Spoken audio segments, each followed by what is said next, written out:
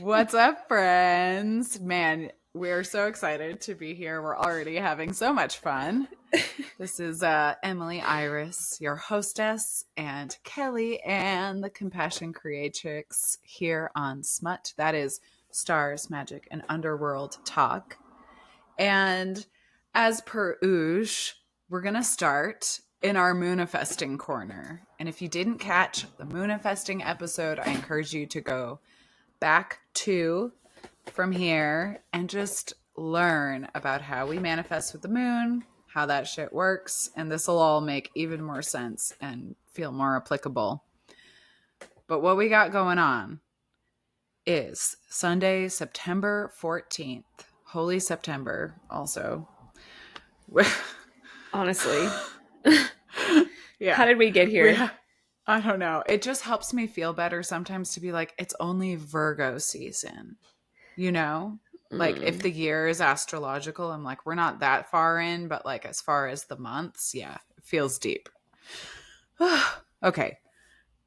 Sunday, September 14th, we have a last quarter moon in Gemini 3. That's the third decan of Gemini from degrees 20 to 29. And this is a moment where we might be asked to like divinely reroute if there's something that showed up on the full moon that you're like, I don't fancy that so much. This is your moment to be like, okay, like say you manifested some health issues on the full moon because you have been eating as much sugar as you want. By this last quarter moon, that's when it's time to like say, okay, I'm going to make a hot girl plan to cut sugar out and set myself up for success. That's how we manifest with the moon. But this isn't about sugar. It's about Gemini 3. And what are we seeing in the tarot, y'all? This is a spicy one.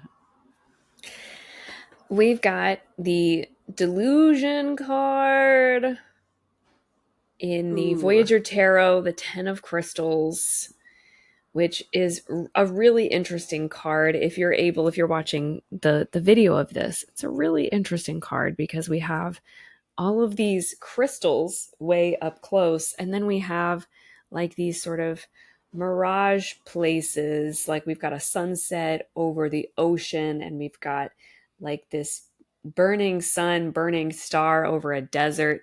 Like we've got the close up, and then we've got the long range. We've got the far away. So the delusion that's coming in, which is very Gemini, very 0 or 100, close up or long distance, is are you where you really think you are? And that question means, is it as bad as you think it is? Yeah. And is it as good as you think it is? So you have to assess with that and take that for what you will, and assess your situation, and your stories that you're telling yourself. Assess your beliefs that you're feeling, are poking you. And I'm thinking about swords. I'm thinking about how we've got the 10 of Swords, and our mental energies are sometimes very prickly. They can sometimes poke holes in our dreams and our hopes, but they can also, poke holes in some of the truth that we need to see, some of the dark truth that we need to see. So it goes both ways. And in the Mood Tarot, as you can see with this 10 of Swords, this guy here has 10 swords driven into the back of his body and says, I'm only mostly dead. So again, there's a very unified message here with these two versions of the 10 of Swords in tarot, which is that it might not be as bad as you think it is, and it also might not be as good as you think it is. So really check into your stories, check into your beliefs, make sure that the outcome that you've received or the place where you're at is exactly what you think it is. And that means like you may need more gratitude. You may need way more gratitude, or you may need to do some unveiling. Like I love that there's, you know, a little bit of blood coming out of this body here and the arms all twisted, but you can't see the rest of the body, so you don't know how bad it is. There's an Mm-hmm. entire red cape that is laid over this laid out body, and we don't know how bad it is, and we don't know how good it is. So Mm. there's some stuff to reveal here, some stuff to pull back and reveal, and I think some gratefulness and gratitude is needed for some people, and some greater honesty and transparency and intimacy with what you're really going through is needed for other people. That's so slaps. Thank you, Kellyanne. It slaps hard in the best way. Um, yeah, I always see that card in the traditional Rider Waite Coleman Smith. You see the dark before the dawn. There's like a heavy black storm coming in, and you can see, is it dawn? Is it dusk? We don't really know. But that's the energy that I feel it holds, this darkness before the dawn, where you're just like, the drama, I'm dying. All of these beliefs are dying. And like, who will I even be on the other side? And just, I feel like we can embrace the melodrama a little. I know this, it's coming from my own really prominent Gemini 3 placements. Like, embrace the melodrama a bit and just like let yourself be transformed and not dead, because you're not. Yeah, I think the the sort of drama that we enjoy from life that keeps us distracted from um, from getting into our dark places and our shadows can be really fun and really tempting. And also, if you're not being conscious of you know, certain choices that you make perpetuating that drama or that unnecessary, look, we don't even have to call it drama, we can call it unnecessary tension, unnecessary Suffering. stress, unnecessary suffering. It might be that you're looking at a sunrise. You're looking at what you think is a sunrise, and it's really a sunset. And Mm-hmm. you might be kind of distracted by all of the shiny thoughts that you have, and not necessarily diving into the depths here. Like, it's really incredible how these cards actually mirror each other this time, because we do have like the the sunset or sunrise, we don't know. Mm-hmm. And I normally, in this deck, in the Voyager deck, let's see, yeah, it's usually stacked, it's usually Oh fully yeah, loaded, like there's something literally everywhere, that even was the last dark. week. Yeah, and even the dark spaces are filled with something. Like there's grapes here Yeah, in this dark corner, okay? In this dark corner there's nothing. There's nothing. They desolate. like left that emptiness, they left that darkness in there to mirror that need to face the darkness. Big time.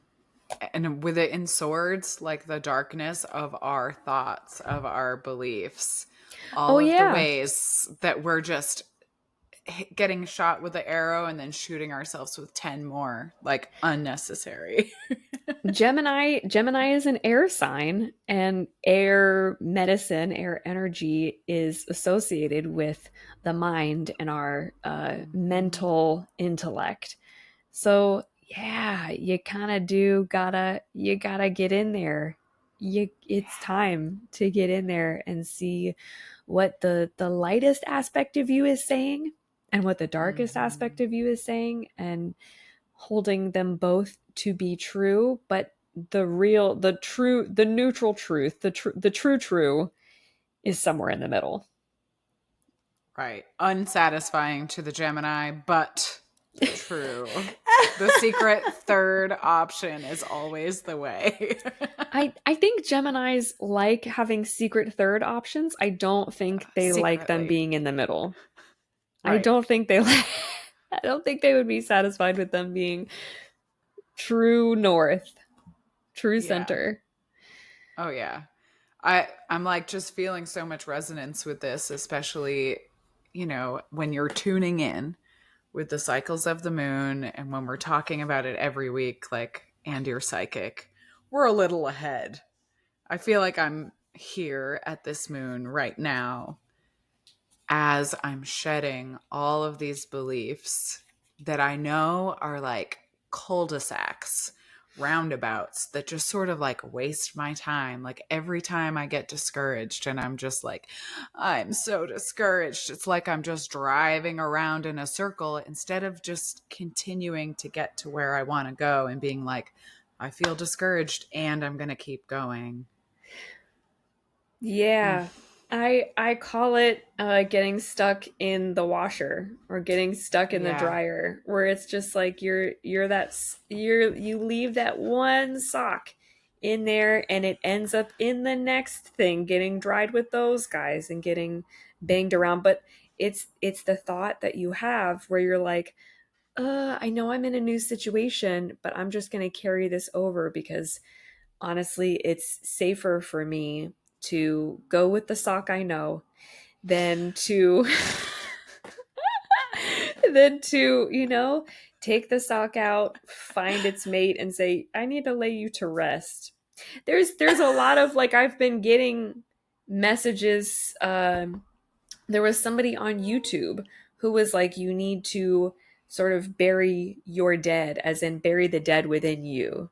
And she was Yeah. talking about the thing that touched on a few months ago, which is um, a type of cord cutting, which, you Hmm. know, examines the zombies that you're dragging around, the old versions, the decayed versions of the situations that you've been in, the relationships that you've had, your versions of self that are that are attached to people who are no longer in your life anymore, like all of these different dead things that we haven't buried, that we Mm. haven't given our funeral rites to, that we haven't treated as sacred and gone. We Yeah. still, act like they're still relevant and present, and it's like, well, you said goodbye to them at some point in your life for a reason, right? Okay. Hmm. There's the unnecessary suffering. The unnecessary sock. The unnecessary sock. Yeah, really well said. That's perfect. And I can see exactly where I was going when I wrote this moon calendar a month ago. You're going to laugh. This is your divine reroute, and the guidance is to mix and match things that don't usually go together. And here's what I'm getting from our discussion, it's about the thoughts and the beliefs. Like, I'm in a new situation, but I'm bringing new beliefs here. I'm not using the old ones, or I'm finding the middle. I'm going to be in neutrality and see what happens this time. Go all out with this. Do it with your socks. Do it with your friends. Do it with art and business and food and see what happens when you mix and match. Do it with your socks. Oh my gosh. Fucking nailed it. I'm dead. I'm dead. It's so fun being psychic with your friends, guys. I hope you're tapping into that with your people. Uh, Yeah. Anything wow, else on this incredible. Gemini? Yeah. Anything else on the Gemini last quarter moon on September 14th that we need to share? Just be aware of the swords you're sharpening. Yes. Yeah. That's about it. Perfectly said. Be aware of the swords you're sharpening and the socks in your dryer. All right. Be aware of the socks you're sorting. Yep. Yeah. Dude, that's so real though. How many times am I like, where is that other fucking sock? It's in the next load and then it's And the next one, and the next madness. one. All right, y'all, let's get into it. What's the topic today? We're talking about the planet Jupiter. Jupiter. Jupiter, which I discovered is derived from Latin. I don't know. Do you already know this, etymology queen? No. Okay. Haha. I have a pebble for you, Madam Penguin. Jupiter comes from the Latin Zeus pater, Jupiter. What? Which makes so much sense Because because Peter's father daddy. and Zeus is Zeus. Zeus is Jupiter. Jupiter. Exactly. Isn't that wild?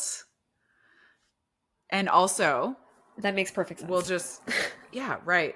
So in a lot of Romance languages, Thursday sounds like Jupiter. It starts with a J. In our language, in English, we have Thorsday. So Thor, Jupiter, Zeus, same, okay? Get that through our heads, everybody. Yeah. Just a silent clap for putting that all together. That's lovely. Kind of cool, right? And it's like sort of right under our noses. And because Jupiter is the sky god, like Sky Daddy. I'm Sky kind of Daddy's like Day. I'm lumping Christian God in there too. I'm like they're all the same guy that we're talking about, really. The Right. energy. If the main guy is a male, then we can just lump them in together. And that's Yeah. how, I mean, that's how Zeus was seen, was as the main guy, was king of the gods and king of King of the Olympus. gods. Why would we need a king for gods? They're all gods. I know, right? Why would we need a king? Why would we? And how did he? And why is it important? Well, Jupiter origin story is kind of wild. Basically, he is the son of Saturn. I'm reading to you bedtime stories now. Saturn and Ops. And Saturn ate all of his babies. If you remember, Saturn was a Titan. And Ops saved Jupiter. So like sort of a baby Moses situation, like got saved from the slaughter. Is Ops, who's that, Rhea or Gaia?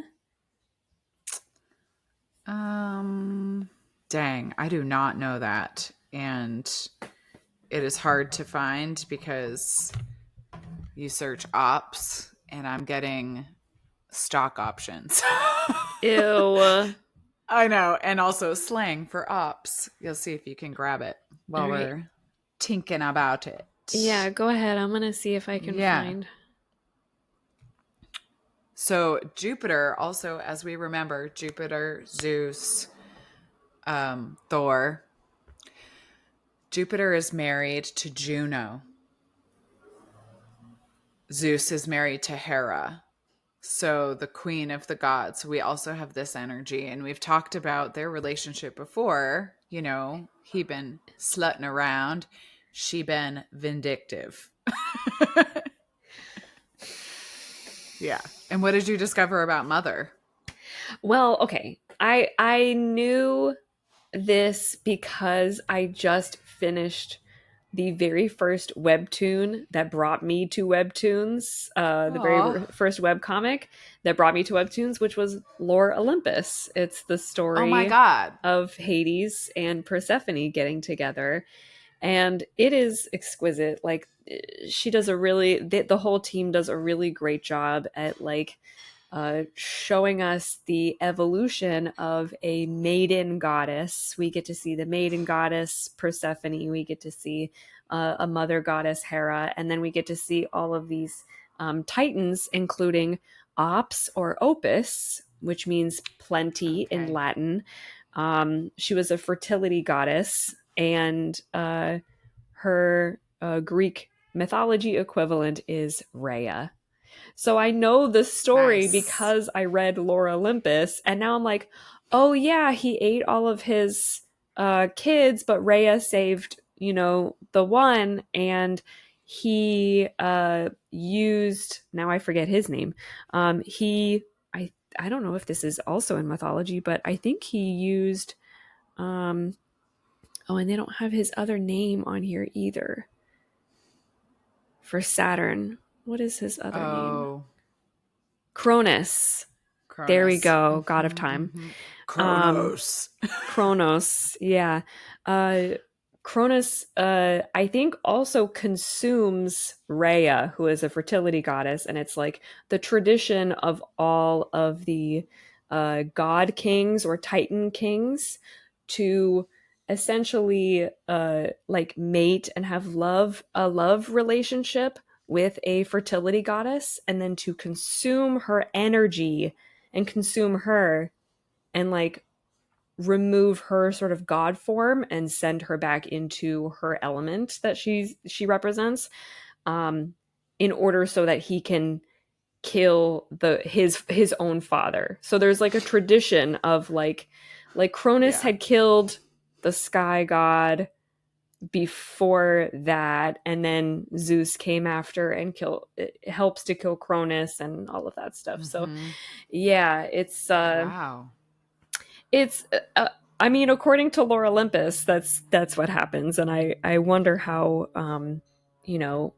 true to mythology it really is. But I mean, there are a lot of things that were true to mythology that I just read, with it being Rhea. So I'm like, okay, we're on a roll here. But I love yeah, that. big also, like, yeah, big daddy v daddy energy coming in with Yeah. Zeus and like the other goddesses that are almost tertiary to the story. It's like primary is Daddy King, a secondary is, you know, uh Prince God who wants to take over and thinks the other one is a tyrant because he is. And the goddesses kind of get to help, but aren't like the heroes of the story. So yeah, I'm excited to hear. Right. Okay, continue with um what is it? Zeus Pater. Zeus Pater. So, two. We've got Zeus Pater coming in. This is crazy. I have to share this with you. So, some of the symbols and associations with Zeus are the eagle, the lightning bolt, the oak tree, and the acorn. Okay, for obvious reasons, right? Sky god, lightning bolt, thunderbolt. We all know Thor. Like, I think most of us would associate Thor with lightning more than you might with Jupiter, but true facts. Okay. And the oak tree and the acorn. And look at, my partner was out in the woods this morning and they brought me back an acorn. And I was like, are you for Wow. fucking real? Are you for realsies? What? And what I'm remembering about the acorn and the oak tree is that all the potential for an oak tree is in the seed. So there is like a certain kind of potential magic in Jupiter. And that's exactly how it relates to our astrology. It's like this seed of potential where you can literally become king of the gods and grow your big trunk and your juicy little branches in wherever your placement is. And like that is your big purpose, being seen, fame, energy. Jupiter. Everyone will know your name for all of time. Big billboard Jupiter energy. Is that what I've the only sort of exposure that I've had with Jupiter, the only understanding that I've been taught is that it is I guess for potential, but growth. Like literally, I only associate Jupiter's astrological key to that being a planet that represents how my growth would take place, or how my growth Mm-hmm. best takes place in its highest potential, or that kind of thing. But I love that it's about potential, and it's about like Yeah. getting to sort of like plant your energies in different places. And I would almost see Jupiter as like uh how you are when you are caretaking your dreams, like how you are when you are caretaking all of your, you know, your desires and your manifestations. When you're watering your seed and really paying attention, tilling the soil and caring for. That's a perfect way to explain it. Yeah, that's all Jupiter is because even as you're talking about this like tradition, this sort of Oedipal but not quite tradition of killing the father, um, you're seeing that there's like a legacy that they're wanting to preserve. And a lot of times we're killing the father because they're tyrannical. So they're protecting future generations. They're protecting their seed, their oak tree, their growth from tyranny. Right. And Or, through the sort of proliferation of one's seed, you are creating more and multiple destinies that can have the opportunity to come back to you, or have the opportunity to kind of interweave. Because, I mean, we can talk all day about how Zeus was a cheating, fuck around, fuck boy. mm-hmm. And that is like, I think, connected to Jupiter's growth potential and potential for proliferation. And Yeah. also, there's I think I need to step away from the Zeus story and like the sort of very masculine patriarchy undertone that is there, and reimagine, as astrologers and psychics and people who are into spiritual shit, just reimagine what that actually means for us, and what that would actually look like if we were doing it in a very moral, ethical way that follows positive values. Yeah. And like doing it in a way that is gender neutral, that is Yes, that like too. just clean, secret third way, right? It gender neutral and asexual. Like there's Yeah. there's such like a seed, there's such like a jizz connotation to it. And Such a jizzy it's just connotation. a very jizzy thing to just sow your wild oats. Like that's just so sticky with you know uh what is it called, overnight oats stickiness. It's just a little jizzy, and we don't need Hilarious. everything to also be uh in the same way that when we talk about like our sacral energies, and we talk about our genital areas, we don't necessarily need to talk about sex and ejaculation. We can talk about pleasure, and we can talk about desire, and we can talk about sensation, and we can talk about longing and tension. I think Mm-hmm. that is a much sexier way to talk about the proliferation of our dreams without all of the mess to clean up. Hilarious. the So mess the real. mess in those lonely socks to clean up. The Bring socks back are the back. socks, The please. socks are back. I know. It feels important to mention right now for some reason that one of Jupiter's offspring is Mars, which is like, the planet of sex and aggression. So I'm just throwing that in there too. Yeah. which is gender neutral, okay? Has Sex its and own vibe. aggression. Yeah, Yep. right. Yeah, so the mythology here we know. Most of us know about Zeus and the kind of fella that he was and how he shows up. Kind of a wanker. This is helpful just to frame it. There are two brothers here too that came from Saturn and Ops or Opus. Which, by the way, did you know that Opus One is like a really expensive, amazing wine? I think it's a California. Isn't that Oh, interesting? very interesting. Funny how it all comes through into our modern mythology. Fertility goddess, Right. fancy wine. Just I was saying. gonna say, yeah, okay, fertility goddess. Yeah, $800 a bottle. Yeah, I'm Oh, you're guessing guessing. maybe, but Okay. I thought you we'll had find seen out. it and you were like throwing it out there. I was Well, like, that's insane. I've And sold it, also, but that would make sense.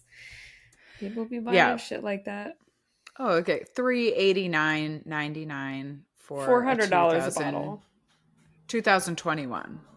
But there's probably an older bottle that's worth more. But Okay. anyways, squirrel detour. Zeus slash Jupiter had two brothers, Hades and Poseidon. And so now you see we have a trinity ruling over the underworld, the sea, and the sky. And there's something here. Like if we think about our own astrology, what planet rules over the sky? Jupiter. What planet rules over the underworld? Pluto. Pluto. Yeah. What planet rules over the sea? Neptune. Neptune. Mhm. So we're kind of getting a little setup of our outer planets within the mythology, which is fun to see and to kind of see their equality in influence, right? Just like kind of throw that in the brain and let it roll around a little. Yeah, because I think it's Jupiter. It's Jupiter that's the largest planet in the solar system. So we've got the Yeah. the biggest and giantest. We've got the smallest and farthest Uh-huh. off into the darkness, which is Pluto, which Yeah. is aligned with the underworld. And then Neptune, I mean, is somewhere in between, real gassy, real wet. Yeah, exactly. Air and water, you know? Hmm. The gas giant Jupiter and the ice giant Neptune. It all sounds very titany, doesn't it? Yeah, it really does.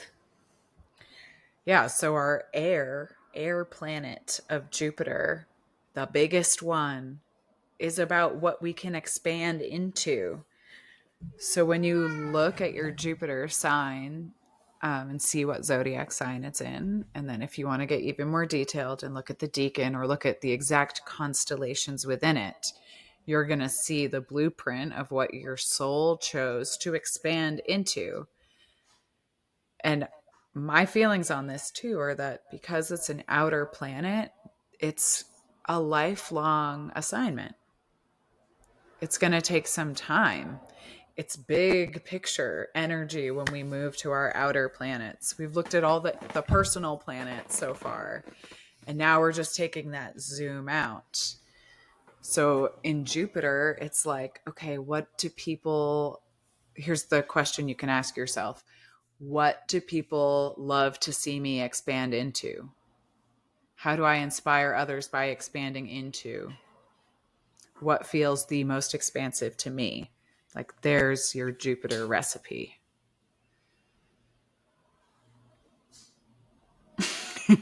She's taking in, she's computing. Yeah, yeah. I'm sort of testing the waters of expansion and what that means both spiritually and materially. Um, because while Jupiter has a lifelong assignment, planets like Pluto have a multi-lifetime assignment, Oh have like yeah. a soul assignment. Um, so it's interesting to think of Jupiter in that way, because I haven't thought a whole lot about Jupiter. I know my Hmm. Jupiter is in Leo, and I just have always interpreted that as, well, then I have to choose my challenge every single time something, wants to come and expand me. I have to be the one to choose it. It can't just Hmm. be something that's forced upon me. I have to feel like I have sovereignty in the choosing. Yeah. So I'm thinking about my own expansion, and I'm also wondering what other people's version of expansion and proliferation of their dreams, of their desires looks like. Yeah. Of course. Apt.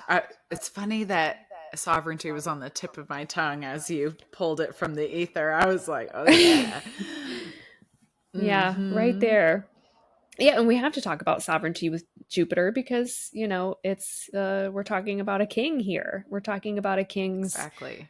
legacy here. And Hmm. if the way that the king of the gods lives on is through astrology and through our associations with mythology to help us understand those energies that we're playing with these big old planets, um, then what Jupiter is doing is leaving a legacy that we all get to shape into our own. And I think that's nicer and more, loving and compassionate and ethical and moral than the real story of Zeus, which was just, having sex with anybody and letting whatever happened to these mortals because Hera found out about his indiscretions happen to them, and didn't give, Exactly. the proliferation, the connotations and the associations that we have with the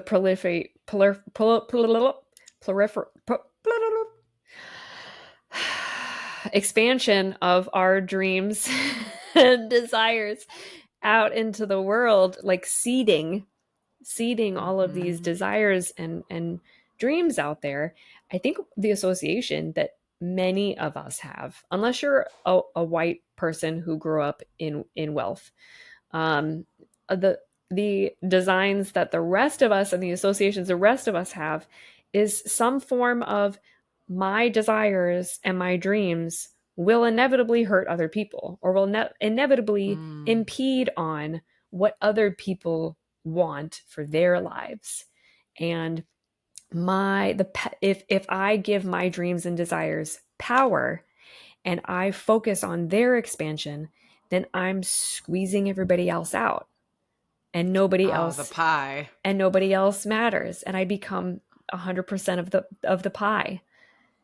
So it's Yeah. like, it's interesting to think about, like seeding your dreams out in the world, and it being so that good things happen, and so that only good things happen, and so that once they're seeded, those they're seeded in, or the situations and relationships that those dreams and desires are seated in and get to manifest in, have their own choice, choose their own journey. The associations we have are Yeah. like, somebody's going to come behind and think that what you did was offensive. And so they're going to cut you down, or they're going to hurt the people who helped you. And something bad is going to happen. And for us to have that association means that we don't pursue our dreams and we don't expand. If Right. you were born with a uterus and born with that letter F on your birth certificate, then you likely have a real hard time taking up space and expanding Ha! and being big and gassy.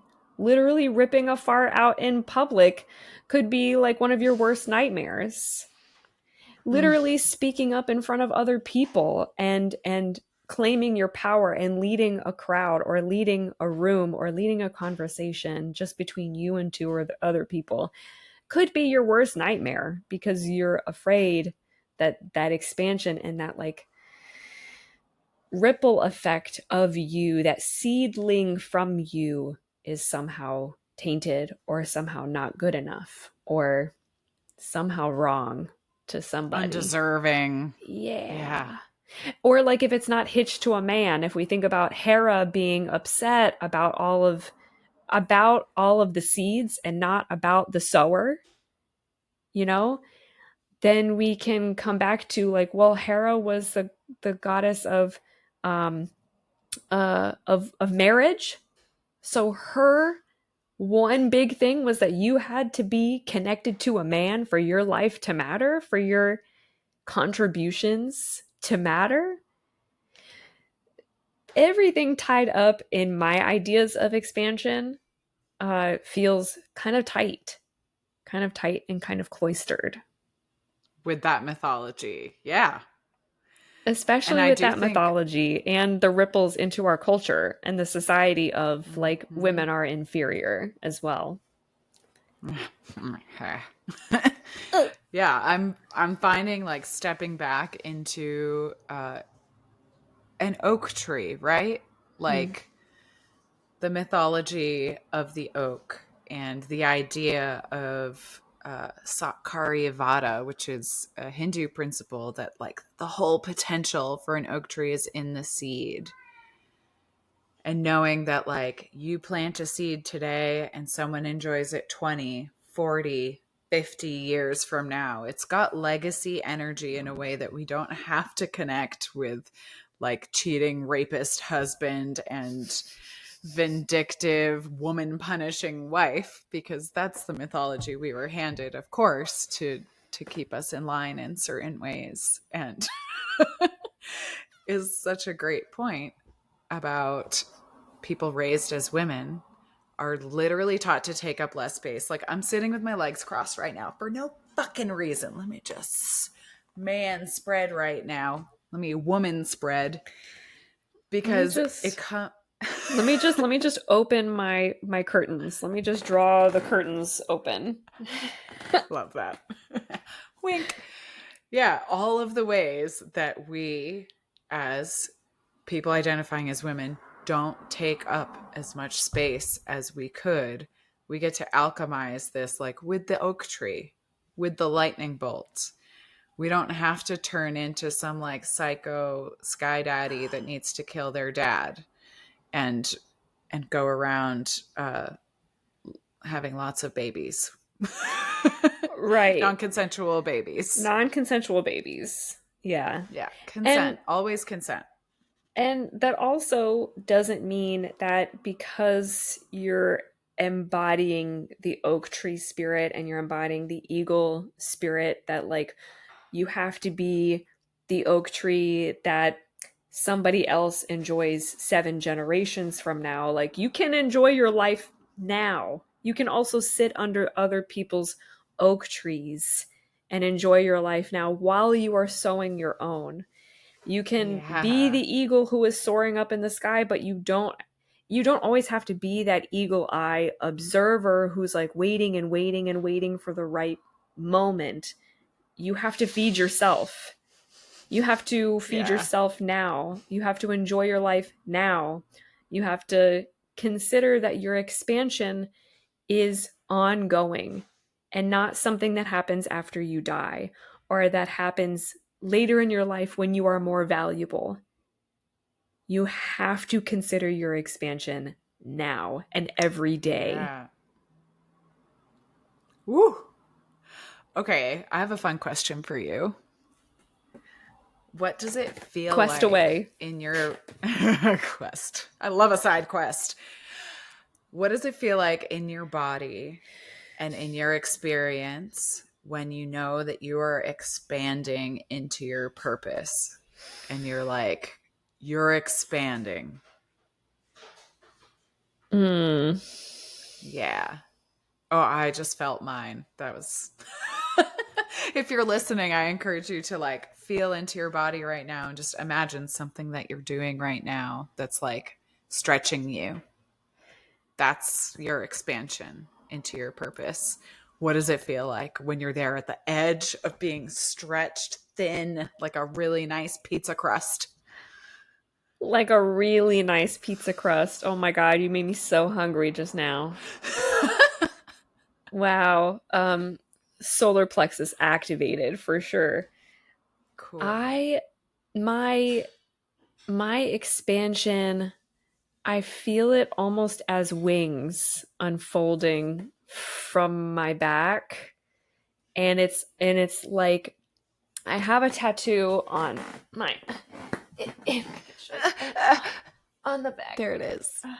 My beetle, my orchid beetle, which for me is connected with my family and my dad's side of the family. Really is the truth of the matter. But I get this when I like meditate and everything. I get the sort of Avatar: The Last Airbender, like I feel the light up, and then I feel all the others' eyes lighting up behind me, like waves and waves of ancestors behind me and guides who are, and there's just hands on my shoulders, and they all have their hands on each other's shoulders, and we're all connected, and it's just this web. But that is the feeling that I have. I get that, and I get wings unfolding at the same time. Like I have wings because of them. And then I Ooh. also, there's like, when you are expanding into your purpose and your mission, you also get this sort of giddiness.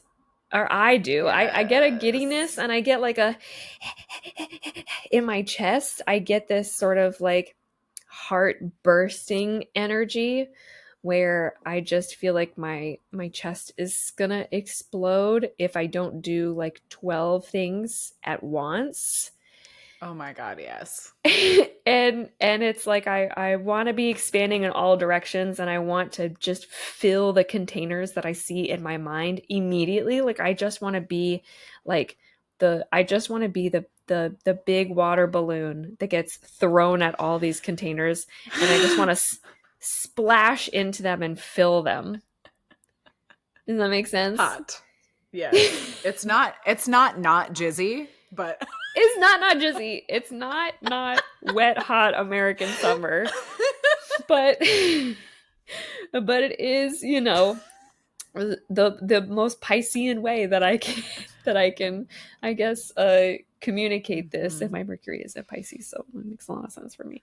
But Mhm. yeah, I feel very energized in expansion. When Yeah. I am in my expansion, I feel very energized. I think that's a perfect universal experience of like feeling there's a lot of energy flowing through you. And I know for me, it comes through with like a little drop in the pit of my stomach, like when you're just like going tick, tick, tick, tick, tick, tick, tick on the roller coaster, and you're Yes, right yes, there. yes. Oh my gosh, that edging feeling. Yeah. Oh my God. Yeah. You can feel it coming through right now as we're talking about it. Like we're both like generating that energy, just feeling into what it feels like to expand. And I know like having all that energy moving through us can feel a little wobbly too. That's like a symptom of my expansion is that I get like a little overstimulated, maybe overwhelmed. Trying to do 10 things at once really resonated for me too. And Right. we have different Jupiter signs, so something to look at, folks. And I will also like on the same level as overstimulation, I also, when I am expanding soulfully into Mhm. like my dreams and the things that I want to produce in the world, the things I want to create, um I also tend to disconnect from other people, like not in a like a social way. Like I can go out and I Hmm. can be social and I can like re-energize with other people and I can like juice my battery back up just being hyped around other people and telling other people what I'm doing and then coming back home and like keep doing it until 4 in the morning. I didn't even realize what time it was. I'm just so deep in this. Yeah. But like when it comes to dating people, for me, whenever I've gone into those modes, like when I was doing the Divine Chaos workbook and I was creating that and I had like a launch date for that, the person that I was dating long distance, I was like, you're not going to hear from me a whole lot because I don't Yep. have my energy's not driven toward you. It's driven toward this thing.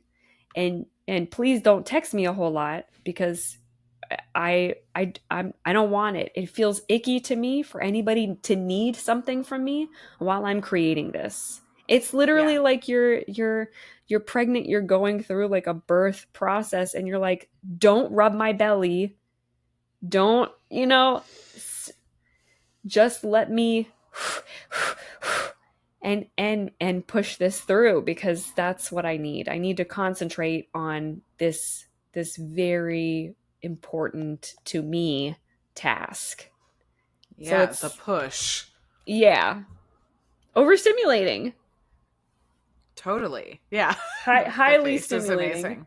Highly stimulating. Yeah. And for anyone that has this going on, I was gifted an affirmation recently by an energy healer that I'll share with you because I am in a state right now of doing a lot of expanding. The statement is, I accept only enough flow that feels good for me right now, and I save the rest for later. Ooh, I It's like just that a such, lot. just command it to be so. And it's like immediately grounding. And of course, do your grounding and stuff, but like, just know when you get in that flow, I think, especially with a Leo and a Jupiter in Leo that has that like exploding energy in all directions at once, excitement, just like, okay, we're going to ground it. And I have the space to work until 4 in the morning today. So I'm going to. And I Yeah. have a commitment the next day that I'll show up for. And then I'm going to take the rest of the day to be my introverted little Leo self and finish my dreams for the week. I As think if. right, as if it's ever finished, but yeah. Exactly. Uh I think that also really helps that affirmation. Can you repeat the affirmation, please? Yeah, I accept only enough flow as feels good for right now, and I save the rest for later. I think that is also really good for getting us unstuck from the analysis paralysis that comes before and with sort of commingling with uh, that point at which we're like, I want to do everything, and so maybe I'll just choose nothing. Maybe just today Girl. I'll be so overwhelmed that I choose nothing. And instead of Hmm. receiving some flow, you're like, it's either all or nothing. I mean, in you probably resonate with this maybe more than anybody else might because we're both Mars and Gemini people. So Yeah. sometimes it feels like we have to be at 100 in order for us to not be zero. And finding that like midway point where we can say, I don't need to be at 100, but I could be at 70. That's a lot. And that's still Hmm. enough for me to like have juice for this thing. But I need enough, flow. I need enough of that source for now. And I save the rest for later. Yeah. Stockpile it for when you're luteal. Uh, Yes. Yeah. and to your point, too, a little hashtag warning thing to be aware of. If we're blocking our flow, if we're blocking our creative flow, that shit eats us alive. It really makes you a fucking menace to society. And I know this from personal experience. And did you know my Jupiter's also in Gemini? So both daddy and son are in Gemini. So I have to be real careful about not juggling too many things at once, making sure that I'm aligning stuff with my dreams, and then not shutting down when I get overwhelmed and blocking my eros, because then it comes out in crazy other ways, like, mentee bees and crash outs and screaming into pillows. Oh my gosh. I almost well, maybe I don't wish, but I was going to say I almost wish that were me, because instead I'm just like the real depressed lion who's lost their pack and is like all by themselves and just matted fur from weeks of not caring for myself, and then I get back into it and I get a new haircut and suddenly I'm a new person and I can expand again. My fucking Jupiter Leo, my Leo just driving me to be that that like, well, then I'll be lazy if it's not happening right now, if I don't have enough juice for right now.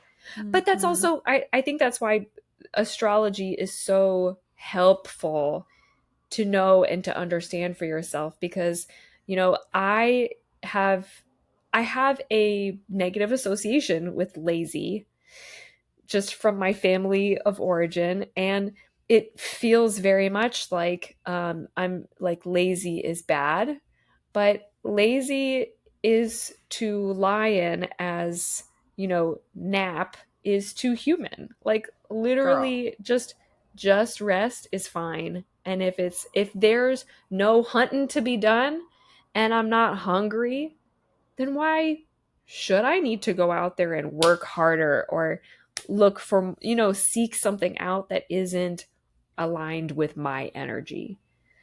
Yeah. So like, knowing that about myself, I get to release a lot of like the social tension and the cultural associations with being lazy and with letting myself just lose track of taking care of myself in a loving way, in like I get to have rest from this too. I get to have rest from anything that feels like it's too much for me or like it's work for me. Yeah. And I don't need to like compare myself to you and try to like get the way that you are, get the way that anybody else is. I get to expand in my own way and accept what is the best modality for me. Otherwise, we're That's all it. just reading all these fucking self-help books, listen to all this self-help stuff all left, right, and center, and we're not listening to ourselves.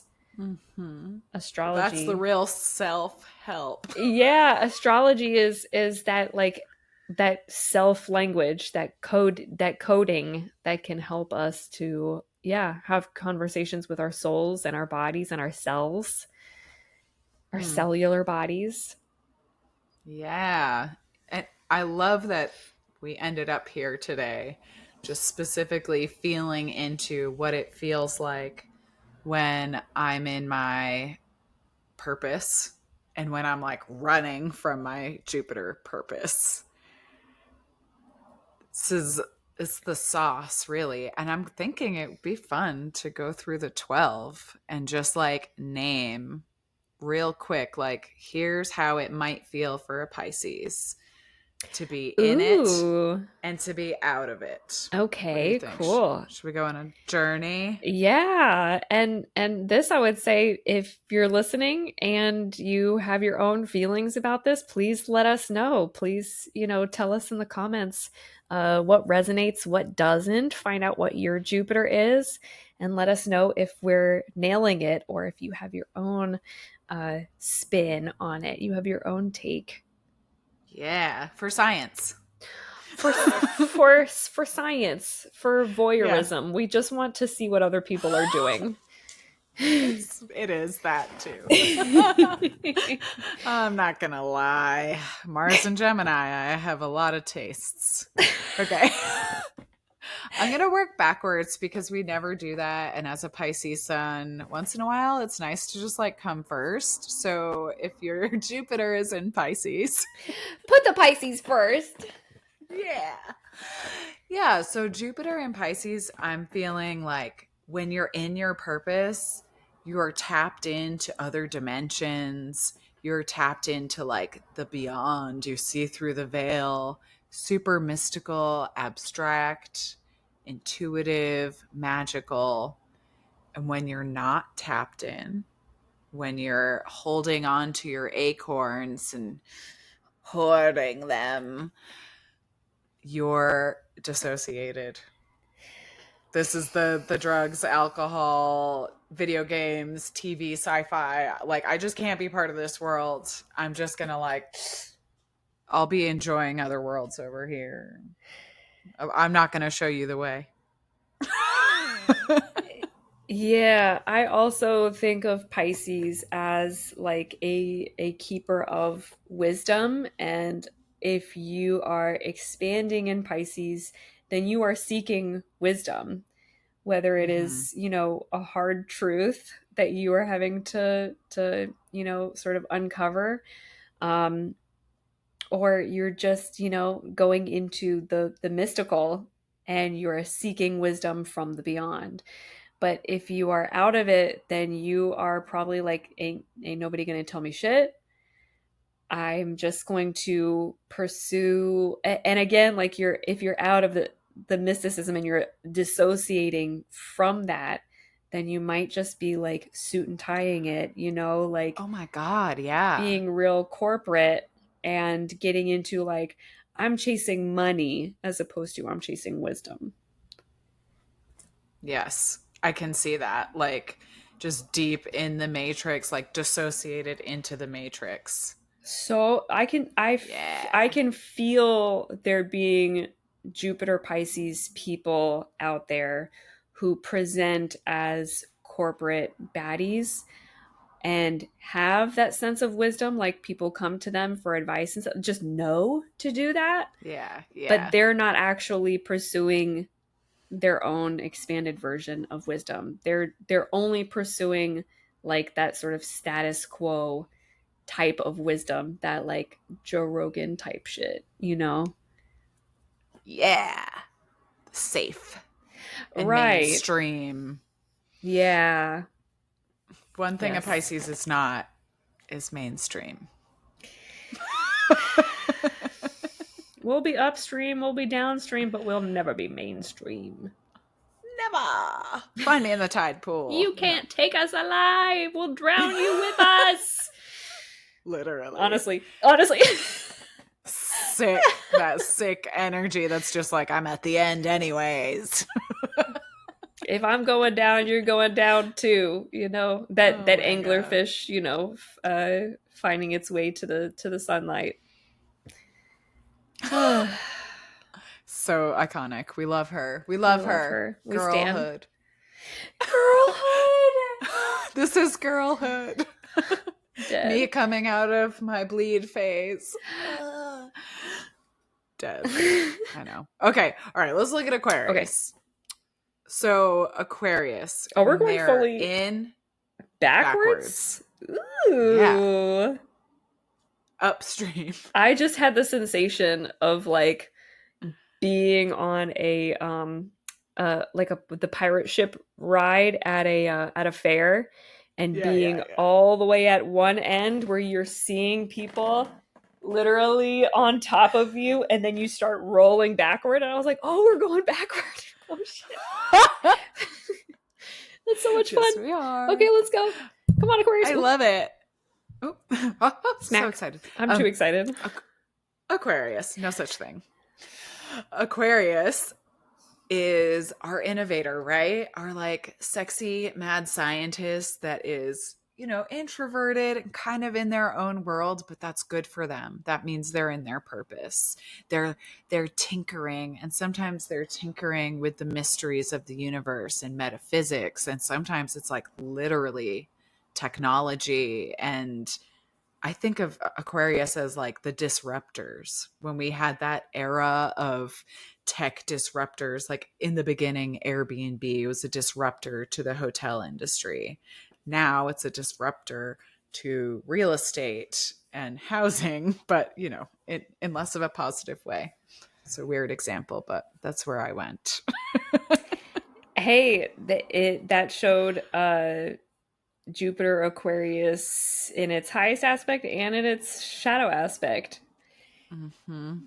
I would say too that Aquarius being the water bearer, it's like if you are expanding by feeding into other people and feeding into your relationships and feeding into your career and your passions, and it's coming from that like endless well of love, then you are expanding, in your highest form.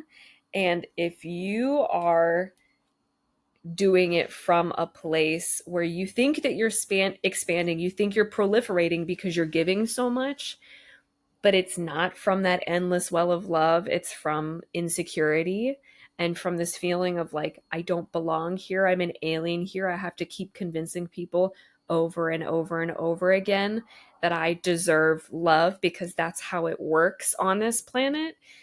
Then your Jupiter needs some flipping. Like you need to kind of Mm-hmm. flip that understanding of worthiness and enoughness and your value and where your source of energy comes from. Because if you're trying to get it from other people but you're the one who's pouring, then you're not all, there's not a backflow, there's not like a, it's just gotta come from you, Mm-hmm. or else you need to pop a lid on that thing and figure out who you are and what you believe about yourself before you can even expand again. Yes. I'm thinking of the star card where you see Aquarius, the water bearer, pouring water into a pool. That's our collective consciousness. And then it's also pouring into these 7 little rivulets that are meant to represent everything else. So there's an endless, like you can imagine with me. Yeah, thank you for the card. If you're watching this on video, the water from the collective consciousness is invisibly going back into that vessel. It's still going. And then kind of being alchemized through Aquarius out into humanity. That's the Prometheus vibe of Aquarius, is like, I'm bringing you something from the gods. I'm bringing you innovation from the gods that's going to make your life real easy. And I see the off base too being cowardly, criminal, and rebellious for the Mm. sake of rebelling. And I know we can all relate with that. And it's a particularly Aquarius trait that's like, I am a rebel just for kicks. And just because I'm going to fuck shit up and I'm going to steal and I'm going to cheat and I'm going to lie because none of this really matters. Yeah, basically just getting coked up and doing whatever you want because you're not convinced that other people aren't NPCs. Damn, right? Woo, there's something there. Yeah. Aquarius, okay, so now you know in your expansion and in your shrank. Capricorn. This one's fun. It for me, like also Capricorn loves knowledge and has foresight, is prophetic, is like really dignified too. Like it gives me these, not like the super floofy oracle vibes, but like the oracle that like the war leaders go to consult, Yeah. like a business oracle, standing on business. An oracle that is well respected for, yeah, their craft.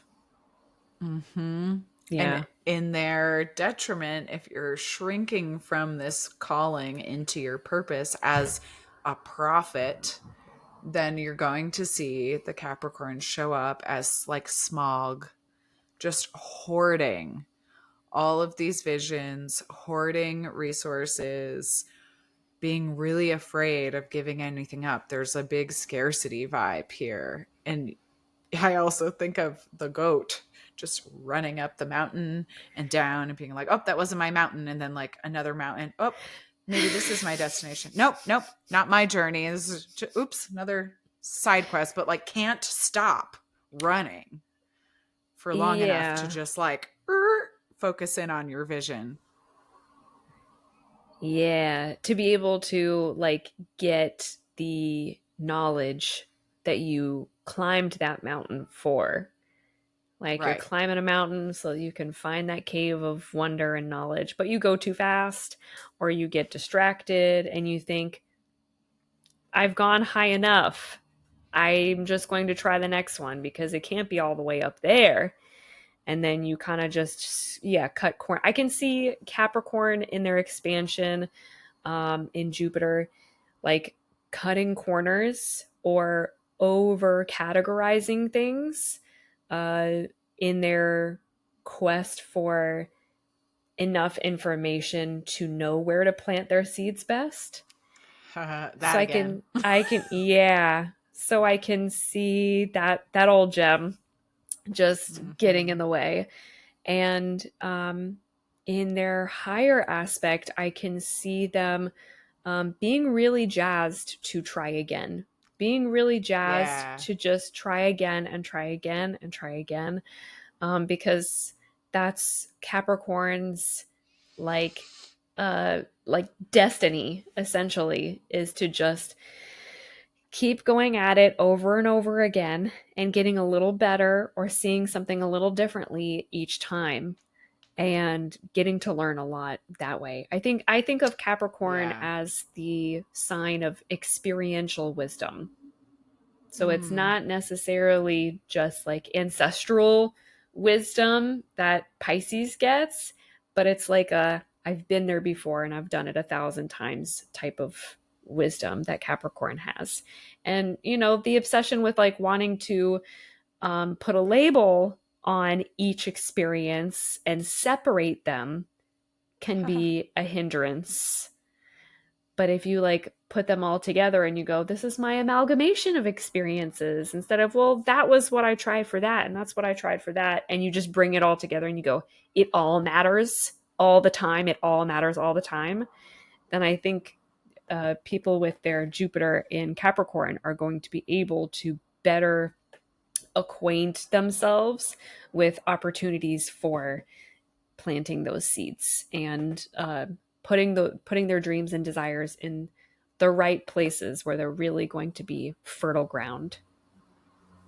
Yeah. Yeah. In its expanded state, a synthesizer of information from experiential wisdom and sight beyond, like Mm. foresight, and in its detriment, making plans and running around like a chicken with their head cut off, getting really nothing done. But there's a lot of movement. Yeah, yeah, a lot of movement and a lot of assumptions being made. Like the moves aren't being made while being impeccable Hmm. and doing your best and all of those four agreements, taking it personally when things happen to you or when people aren't the book that you thought you were reading by their cover. That kind of information draw is a false flag for people with their Jupiter in Capricorn. Kind of got Yeah. to let go of those assumptions, those categorizations, that desire to just like keep going without everything that you've learned, but also assuming what you're going to know. There's a fine line between Hmm. knowing what you know and thinking that you know something. Yeah. Right. The rigidity here of Capricorn can get in the way. And the rigidity can be part of the expansion when you're like, I know, here are the reports that prove like my experiential knowing and my predictive knowing and Mm-hmm. Right. charts. Yeah, predictive knowing, yes, is very good. Predictive versus presumptive. Yeah. Yeah, statistical analysis. Mm-hmm. This is probable. Probable. Yeah. All right, Capricorns, you've been roasted long enough. We love you. Boom, roasted. Boom. I know, exactly. Boom, you're roasted. Sagittarius, your turn. Have a Sag. seat. We do love the Sag, Come right? on. Philosophies and travel, expanding through travel and exploration and expanding through plant medicine. That's part of Sagittarius, honey. Hmm. Where does Sag get lost? Well, that is such a good question because they are lost, but how did they get lost? That's kind of like the problem is Sagittarius gets lost. Well, and like Sagittarius, I think likes to be lost in a way Mm-hmm. because Sagittarius in the light their lighter higher aspects are childlike and have that sense of wonder and whimsy that Mm-hmm. allows them to get lost in the right ways, to like get lost in a maze but find, that hidden secret garden that nobody has seen for hundreds of years because Exactly. you had the intention to just go and have fun and go and explore.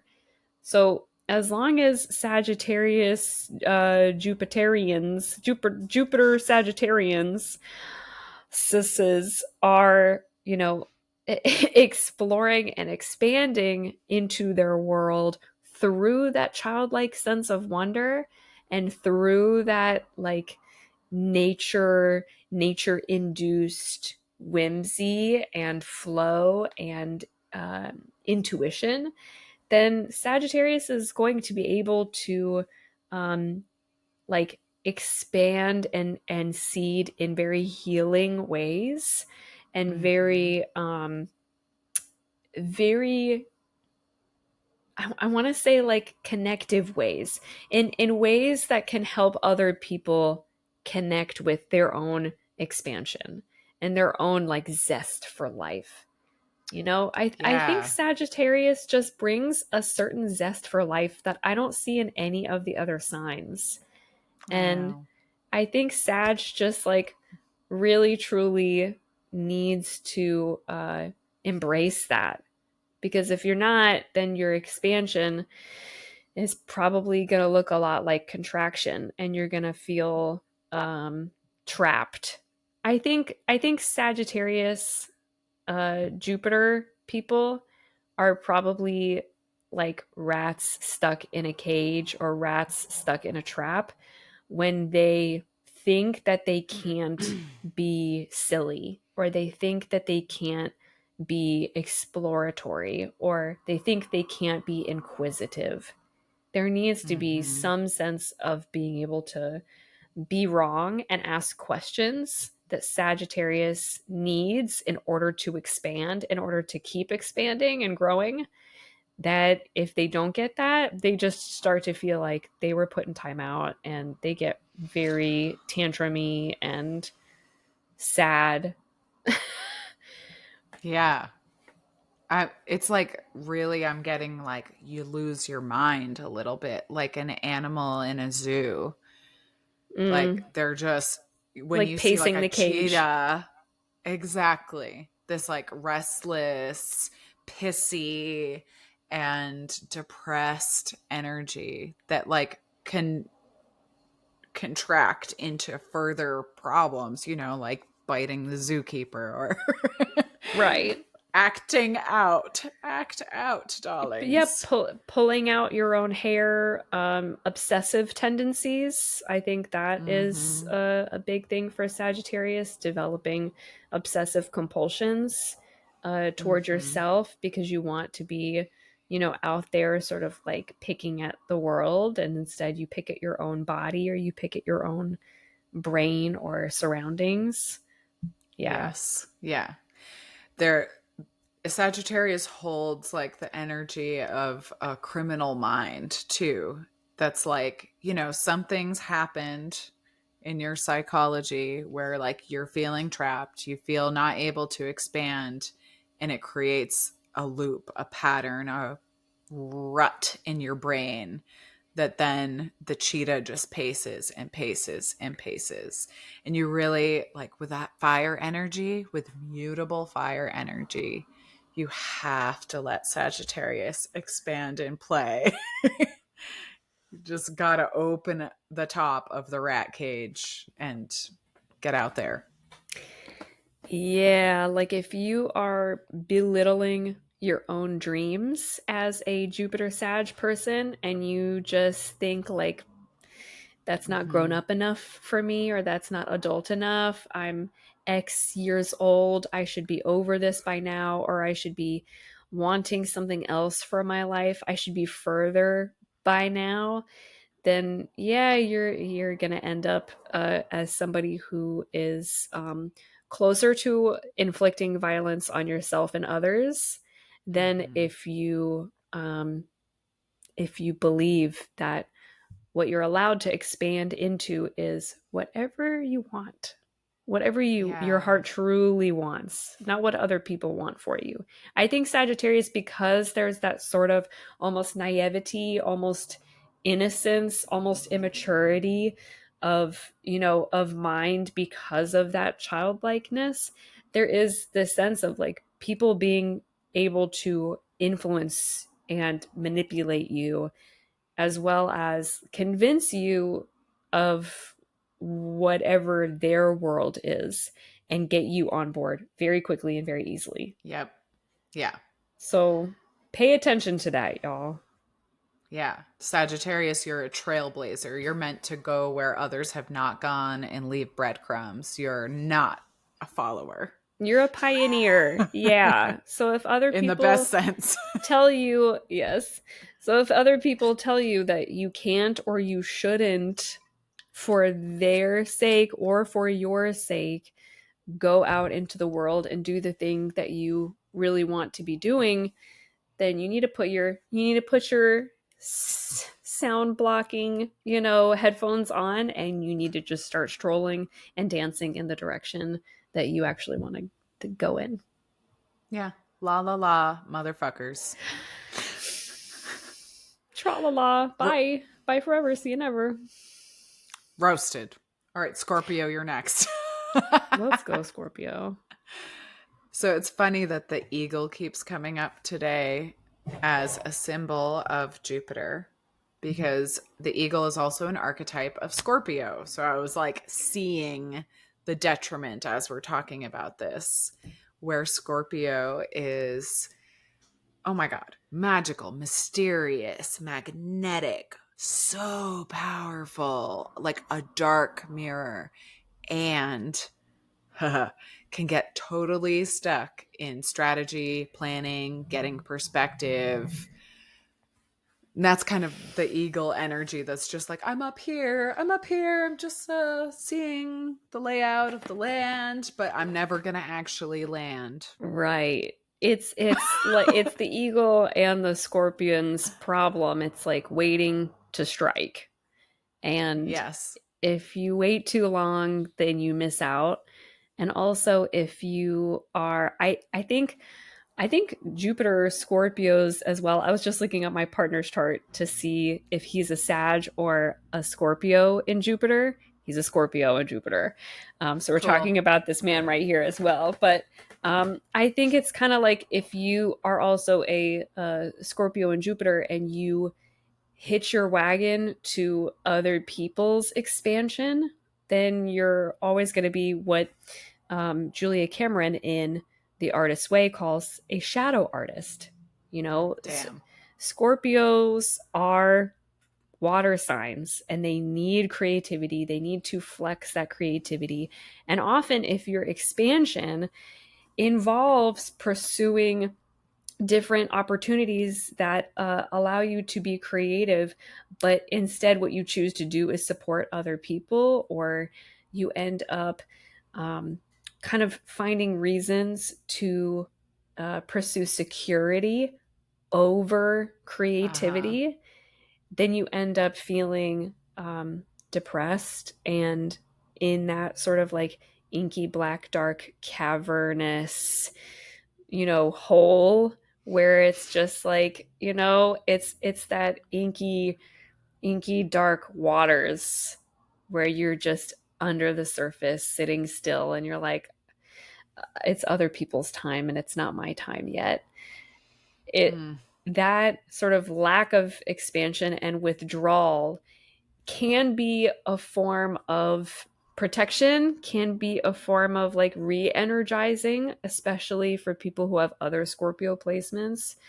But if it's just your Jupiter in Scorpio, then you need to like get up out of that place and not live there in that, because for Scorpios especially, I think of Scorpios who are depressed as connected with that definition of depressed from Jim Carrey, which is, when you are depressed, you need deep rest from the Mm. mask that you wear for other people or in front of and around other people. And I think Scorpios, because of their darkness, because of their depth, are Mm-hmm. misunderstood all the time and know this. So they just put on the mask automatically. It's kind of just like an automatic thing to do when they leave the house. And that means they're missing a lot of opportunities. They're not talking about themselves enough. They're not, asking questions of other people to help sort of engage themselves in their own question of, what do I really fucking want? You Yeah. know, if you're asking other people about themselves all the time, then you're not really kind of getting to your own inner depths. You might be in there, but you might not be like checking out the treasure that's in those Mhm. inky depths. And I think it's a missed opportunity. Yeah. Scorpio with the masks is such a theme, and I love that definition of depression. One I also turn to is often like expression is the opposite of depression. Just Ooh. understanding how to get out, right? When you're in the sad boy, deep, dark, must wear a hoodie, cannot be around humans. If you have this placement and you are feeling out of your purpose, all you need to do to get out of it is express yourself. And that can include some of your really positive traits of being a fucking shapeshifter and wearing a lot of different hats or masks or costumes and keeping a poker face. Like, those are really fun, positive Scorpio traits too. It's just in how you're letting them be expressed. And I know Scorpio is not traditionally seen as a sensitive sign, right? Like the scorpion, we're like, oh, they're mean and harsh and intense and into BDSM. But like they're actually, They right? like Come on. sharp things. They Yeah. are they are sharp things. Like every like zodiac flip through on Instagram, it's always like BDSM themes for Scorpio. Like, okay, fine. Yeah. But Scorpio is really sensitive and they have that protective shell for a reason. So there's a trust and intimacy thing here that has to happen with yourself where there's like I've learned to actually love and see and accept all parts of myself, and those parts can be seen by my loved ones, and I can feel that security. So now in my purpose, I get to expand in helping other people see these parts, that they can love these parts, that they can know these parts, they can see my parts. and I'm safe. And I'm showing them my parts. I know. Why is this always so kinky? Is what Scorpio, yeah, really thinks. But yes, the level of vulnerability in the Mm-hmm. intimacy that they're sharing with others is, I think, directly related to how much they're capable of expanding, how much they're willing to be vulnerable with others and with themselves is, yeah, going to help them grow. Roasted. Roasted. But Scorpios, just like when we get to Geminis, y'all are roasted all the time. So we're gonna take it a I little. know. There's not much more that we could say. No, that feels complete. So then we're on Libra.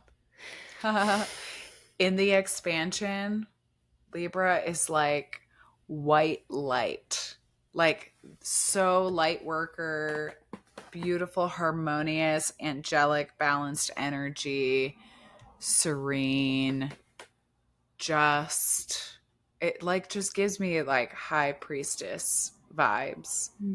And in the detriment, in your shrinking, this is kind of the classic like woman shrink. Like, don't want to be seen, don't want to take up too much space, don't want to tell the truth. It might hurt someone's feelings, has to sugarcoat everything, Don't want to bother anybody. don't want to be a burden. Exactly. Yeah. It just feels like such a feminine dichotomy to me here in Libra. Yeah, and that's interesting because I feel like uh maybe Libra, because it's the scales, it's the weight of justice versus injustice. Um I feel that sort of masculine feminine duality here play out in the Mm-hmm. unexpansiveness of Libra, just like, hey, whatever everybody else wants, I'm just going to go with the flow. When you actually do have feelings about things, or when you actually don't really even want to be there, you're just around other people to be around people in general. um, versus how I see expanded Libra, which is, very sky god, which is very, I'm going to tell people like it is, and I'm going to plant the seeds firmly the first time. I'm not going to necessarily sugarcoat or uh, be mindful of other people's feelings. I'm just going to tell people about my feelings. And it doesn't mean that I don't care about other people's feelings. And it doesn't mean I won't listen to them when they share their feelings with me. It just means I'm Mm-hmm. going to be clear and concise about mine. And I'm not going to hold back, but I'm also not going to seek to injure. Exactly. Yeah. Yeah. There's honestly not really a mean bone in Libra, which is like also the problem, you know? So in Jupiter, I feel like this is going to come through as an air block, as a I can't speak my Yeah. truth because I'm going to Yes. hurt someone, I'm going to trigger someone. And to that shrinking, I just want to remind us all that our triggers teach us, our triggers show us where we have trauma and things to work through.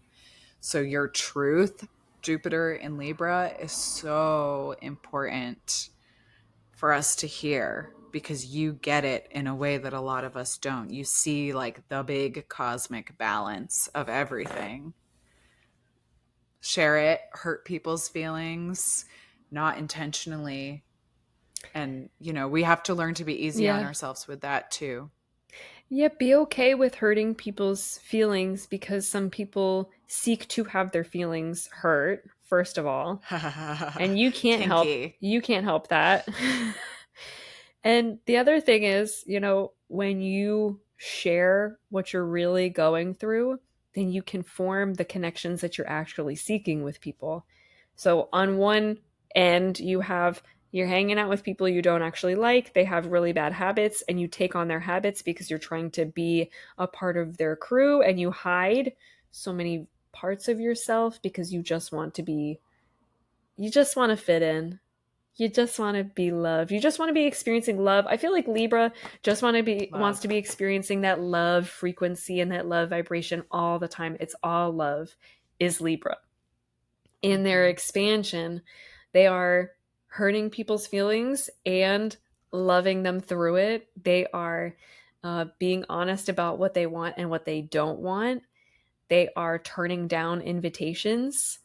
They are being very mindful of where they put their energy and where they plant their seeds, because they understand that their like light, bright love energy is seeking that fairness and seeking that sort of equanimity that justice requires, for them to feel like it's safe for me to like put my dreams here, or invest and like plant my desires in here. There needs to be equanimity already existing for this to be safe for me to put it here. But you're not going to find that place if you're hanging out in the place where all of these other this version of yourself that is shrunken exists. Exactly. I mean, the love and the innocence is really standing out to me for Libra, because it is a love and light placement. But love really does need safety. Yeah. It does. Love needs safety through ferocity and through hard boundaries, or sharp tongues, or the grating context of the real world.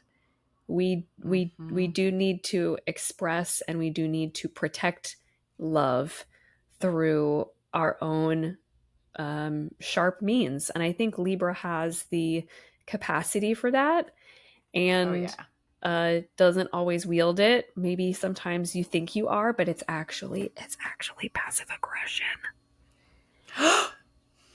Ooh, I said it. Yeah. Oh no. So we know.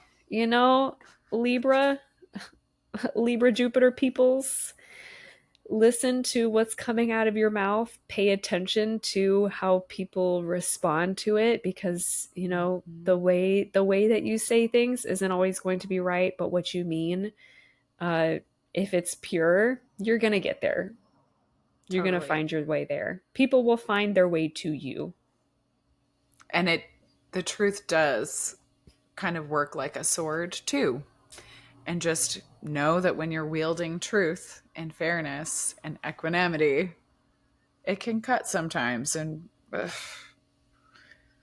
it's not personal.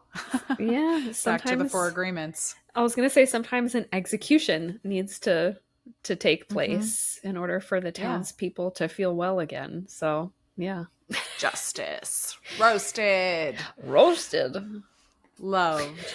Okay, Virgo. We did not roast Libra at all, except for the passive aggression. That's it. And the people pleasing. And the sugar coating. And the sugar coating. Liar. Oh my God. Roasted. Okay, here we go. Should we do a whole podcast in whisper?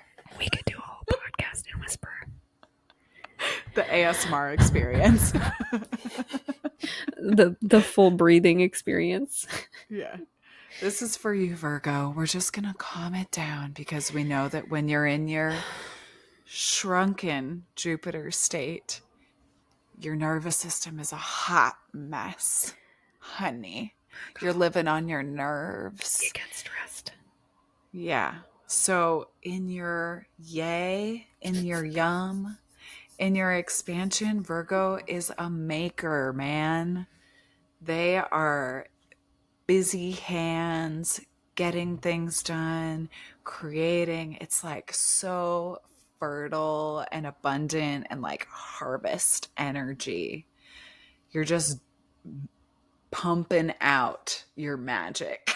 And it's so yummy. I think Virgo Jupiter people have like a beautiful mind type of way of seeing the world, where you can just play with all of these like a collage in your head, or like a vision board in your head, where you can play with all these energies and connect them all without getting them twisted up and tangled.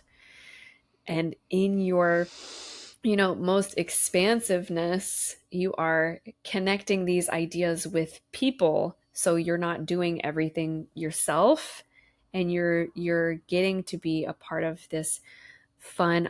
I'm almost seeing like, um what is it, a maypole, where you have like, as the Mm-hmm. dancers go around the pole, they're weaving this lace, in this ribbon in and out of them, and after all of the dancing and everybody's done, there's just this beautiful pattern that's come together from the interweaving of all of these people dancing together. And that's how I see like Virgo, the energy of Virgo in Jupiter really nailing it, is like passing off as much of what they need to accomplish to other people as possible, people that they want to dance with, people that they can Mm-hmm. share the pattern with, and they'll go, oh, I'll just pick up right here. And getting to be able to make it playfully and make it almost like youthfully, being able to just Yeah. carry those seeds of your expansiveness, of your dreams and your desires, with that sort of youthful energy and that youthful intention of like, I don't even need, even if the ground is fertile right now, I don't even need to plant this seed, because I'm so like, the seed is going to last in me forever, and I can take my time with it. I think Virgo is probably best at orienting toward time, and getting Yeah. that getting that sense of timing, of like, this could be a good time for this thing to happen, but I'm going to wait, because that's not what this ritual was for. This ritual was for Mm-hmm. this thing right now, and I'm not going to add 10 other things. I think in the contracted, shrunken aspect of Virgo and Jupiter, you might feel compelled, Virgo, to put as many seeds into one good thing as possible, because there's that feeling of scarcity, and there's this feeling of not fertility. There's this feeling of Mm-hmm. what's the opposite of that? Like barrenness. Like winter is coming soon, Winter, yeah, literally. right. And because of that orientation toward time, it's like Virgo's paying attention to seasonality, and that in its, light aspect can be helpful in choosing which one to plant, but in its low aspect means I'm going to plant them all now and just see what grows, and I'm going to just kind of uh, uh, use draw every ounce of nourishment and nutrient out of every experience, hoping that I can carry it into the next one. Like Virgo Jupiters in their shrunken aspect are hoarders, are experiential and ritualistic hoarders, And mental hoarders too. Just mental like, hoarders. and hoarding so much mentally that you are overwhelmed and maybe overworked trying to do it all yourself and figure it all out yourself and lay it all out, plan it all out.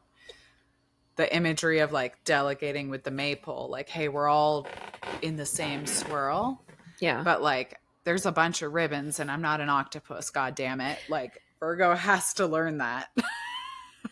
Yeah, being able to offload some of the like anxiety that you feel from knowing too much, and Mm-hmm. having that urgency within you.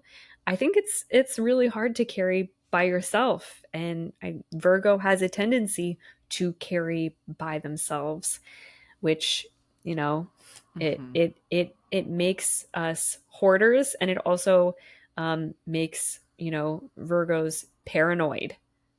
You kind of Yeah. get to a point where you're afraid of what you don't know, or you're afraid of other people not being able to step in for you and help you to the quality that you would do if given the time, but you don't have the time, and you're oriented toward time, so you're anxious all the time because you're not giving other people the time of day to try to do the thing that you need done, that they could definitely do, but you're paranoid. Yeah, paranoid, Mm-hmm. and you're roasted. and you're a perfectionist and it's not helping you. So let it go. And yeah, Yeah. the perfectionistic tendencies can keep you from expanding. And that's a really hard Right. play for anybody who has a Virgo placement anywhere. Yeah. It's the willingness to get it done messy a little. Like just kind of let it get done, allow yourself to be supported. And you can be in your Virgo expansion and it's so fertile. It's like a lifetime of writing books and creating. Like you're just gonna put out so much magic. It's mm, yum yum. Yeah. Roasted. Not Roasted. really. Yum, yum, yum. Leo, it's your turn on the block. Leo. And we've Oh, already God. touched on Leo, right? We know Yeah. Leo, the lion, confident, charismatic, queenly, sovereign, brings a big primal energy and actually the ancestral energy as you're talking about the avatar moment, like that is also Leo. And when Leo is shrunken, sometimes it's just a reaction to channeling so much energy through that like you need to be in this state of expanding and contracting, like a breath in to expand, an exhale to contract a little, and then another breath to expand more. Like I see that as being really important for Leo because if you get stuck in the shrunken, exhausted, sleeping, lazy lion, then you're just not able to do anything. And maybe over the long Yeah. term you can look and see I have periods where like I did a lot of work here and then I took a rest. I'm thinking of like sabbaticals or summers off, just Yeah. being really mindful to work that into your life because you need it because you're a powerhouse. You're a powerhouse and you use a lot of power when you have your power, which is why Mm-hmm. you need to conserve a lot of power when you are not working. And so, yeah, it can be really tough to want to feel proud of yourself all the time and attach that pride of purpose and of doing with the doing and not with the resting. And I think that's where Yeah. Jupiter Leos can get really shrunken is when you're just the shame and the guilt that you place on yourself, like you're a bad person because you're not doing as much right now. Like literally in the past week, I'm like, I'm bad. I'm a bad girl. I've been doing so bad because, I'm telling my partner, I've just been lazy and I've been doing nothing. And he's like, you've walked the dog at least twice a day, every day for the past week. You got more dishes done in the past week than you have in a month. And if that is being lazy, then I would love to see what being productive is because that's insane to me. And I was like, I guess I'm being a little Mm. insane for not giving myself credit for the ways that I'm still breathing and sustaining, Mm-hmm. even if I'm not contracting deeply or expanding vastly either. I can be in that like place of stasis Yeah. and just be like, laying under a tree in the shade. I don't have to be contracting for a reason and I don't have to be expanding for a reason either. I can kind of just be. And I think Jupiter and Leos need to give themselves permission. Hello, you are the sovereign, okay? However you do. There we go. Uh, You are the sovereign, okay? You get to give yourself permission to not do. yeah. Hello. Literally. I mean, we're animals in the end. So just really like look at the lion and see in the expanded and contracted states. It's not like one is bad and one is good. There's balance happening because it takes a lot of energy to chase your prey and get things done. And then you recover your energy. Right. And one of the shrunken states of Leo, which is interesting because it doesn't sound shrunken, is being overly prideful and like being needing to be seen as a master of whatever you're doing, and it makes it very hard to be seen as a beginner. And if you want to live into your purpose, sorry, we're all going to be seen fucking it up and being beginners from time to time. See, now I feel roasted. Emily's calling me out directly, and this is a personal attack. I know it is, because in the Divine Chaos course, I did a workshop on the power of being new.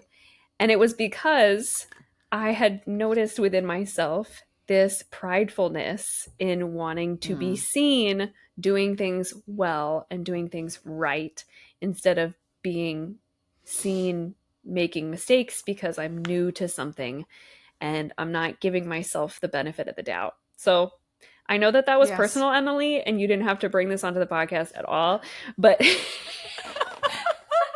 That's so funny because I'm like roasting my moon as I'm saying this from personal experience. My inner child is like, please, if I don't know the answer, I don't want to play the game.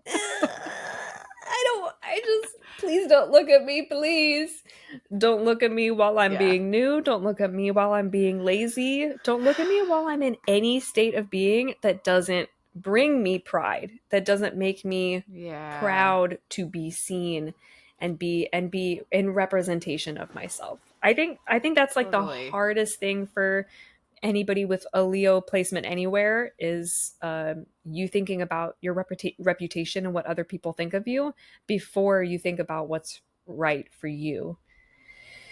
And putting that ahead is a really difficult thing to do in your Jupiter, because if that's where you are growing and where you are expanding, then you're expanding in the direction of other people's dreams, for you. Boom, roasted. Boom roasted. We love you, Leo. Okay, Cancer, your turn. And I know you're sensitive, so just kidding. Okay. We could say this about every water sign, so let's just... Yeah. Right. Exactly. Okay, we know you're sensitive. We know you're sensitive. Boom, Cancer, roasted right away. Done. I know. I'm done. Just kidding. Cancer in its big expanded state is like so fucking wise and so nourishing. Like the breast of the sky goddess nourishing milk to the people, and is like hella connected with the divine, like crown chakra blasted open. Their expanded state is really magical and powerful. In their contracted state, Krabby Patty, like irritable, hashtag staying home all the time, and protecting. Right. Yeah, passive aggressive, closed off, really snappy, makes snap judgments about other people to fend off others making judgments about them. Like, will try to, sort of conflate other people's projections onto them as, personal flaws that other people have, and kind of write them off like very quickly. I think Cancer is, I would vote Cancer most likely to cut somebody off for almost no reason. That's funny. And that's not to say that there isn't a reason, but there is to say if your Jupiter is in Cancer, then you might have a pattern or a habit of cutting people off who aren't yes people and aren't enablers or coddlers. But that's not to say that that's what you want for your success. That's not what you want for your highest aspect. What you want is, people who are going to celebrate and encourage you. Yes. You also want people who are going to tell you the truth and help you to grow. Because I think in the same way that Cancer is associated with the mother and that nourishment, and that like I'm going to pass on the nourishment of all the love that I have and all like the wisdom within that love that I have found. I'm going to pass it along to you. I think mothers can sometimes see themselves as like the authority and not be able to take feedback and not be able to take criticism. Dude. So, like, your Yeah. wisdom also needs to be tempered by the wisdom that other people can bring to you. It's not a one-way street, and that's how Cancer expands, is by becoming open to Mm-hmm. feedback and criticism and letting people into that soft meat on the inside of that shell, and allow that sensitivity to become a part of how you're treating other people, not just Yes. how you feel on the inside. Oh my God, yes. That's actually like the gift of Cancer, is that you are so sensitive that you can then treat other people with that same sensitivity, and it's going to mirror to them, water sign, where they are not that sensitive to themselves. So there's like, I'm getting a lot of Libra parallels with Cancer, which is interesting. Like this water air square aspect, I because I get Cancer like a also Cancer. needs. Go ahead. Yeah, go ahead. No, you go ahead. No, you go ahead. Libra enters the chat. I was just gonna say I get like a Cancer Taurus connection there, and I think Taurus is Mm-hmm. next, right? Or Gemini, Taurus. but yes, Okay, close. coming right up. Yes, they're in the summer together there, but yeah, I kind of connect them because they have a lot of the same like bed is home tendencies, or is like my home, Yes. like for Taurus, bed is home, and for Cancer, like home is safe place. Home is Mm-hmm. home. Family. Yes. Mm-hmm. Yeah. Yeah, I'm seeing like the the square, like there's the similarity, right, between the earth and the water, because earth and water are similar. They're in synastry. And then the square of air and water, where Libra is like, here's the hard truth, and Cancer is like, ouch, it hurts so bad. Like Cancer needs to learn to receive that kind of feedback, to make adjustments, and to be able to molt into their next shell, or move into their next hermit crab shell, to expand. Mm-hmm.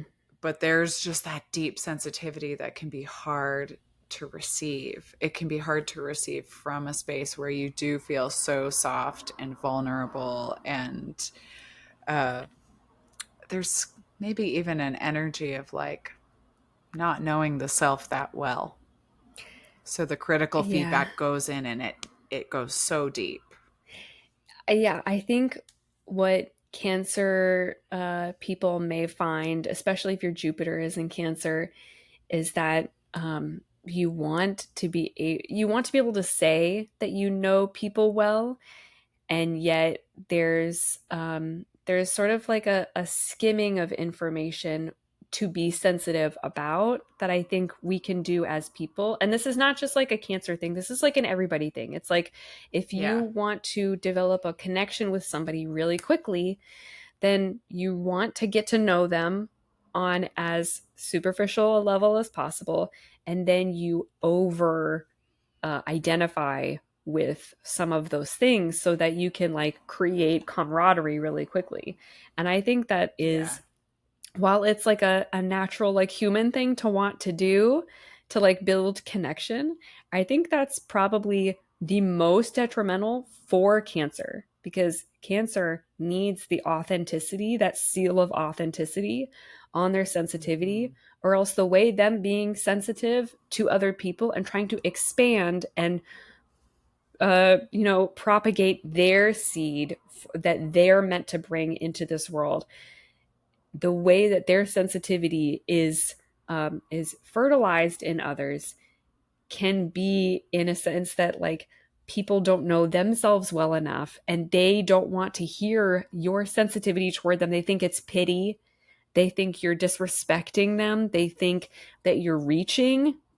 Controlling. They think that you're trying to, yeah, that you're trying to like, control their story in some way by telling them about themselves.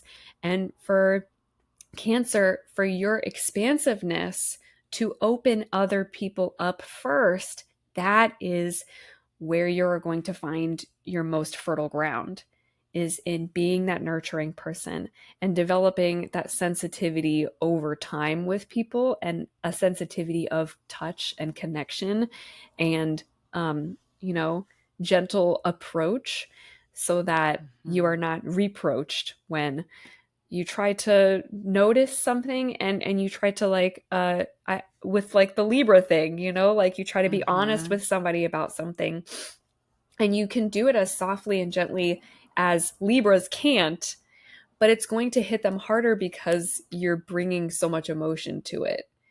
And Dude. I think that can really trigger people. Yeah, there's a depth there to Cancer, that because of that deep wisdom, right, that comes from being connected to heaven and the underworld and everything in between, that when you say something, it does really slap. And you'll know that you're shrunken when you're feeling overprotective of all of that. Defensive too. Defensive, right? Yeah. Cancer roasted. Cancer roasted. All right, let's roast me next. We have Gemini. Ooh, let's go. So, in my experience and self-reflection, when I'm in when I'm in my happy Gemini, expansive Gemini, I do feel really light and joyful and childish and playful, and there's like a lot of pots on the stove, and it's cool, like I know what's going on. It's like, if you're an improv cook, you're in the kitchen and you got all these things going, and like you're just flowing, got some music on, and everything's cool. It's all under control.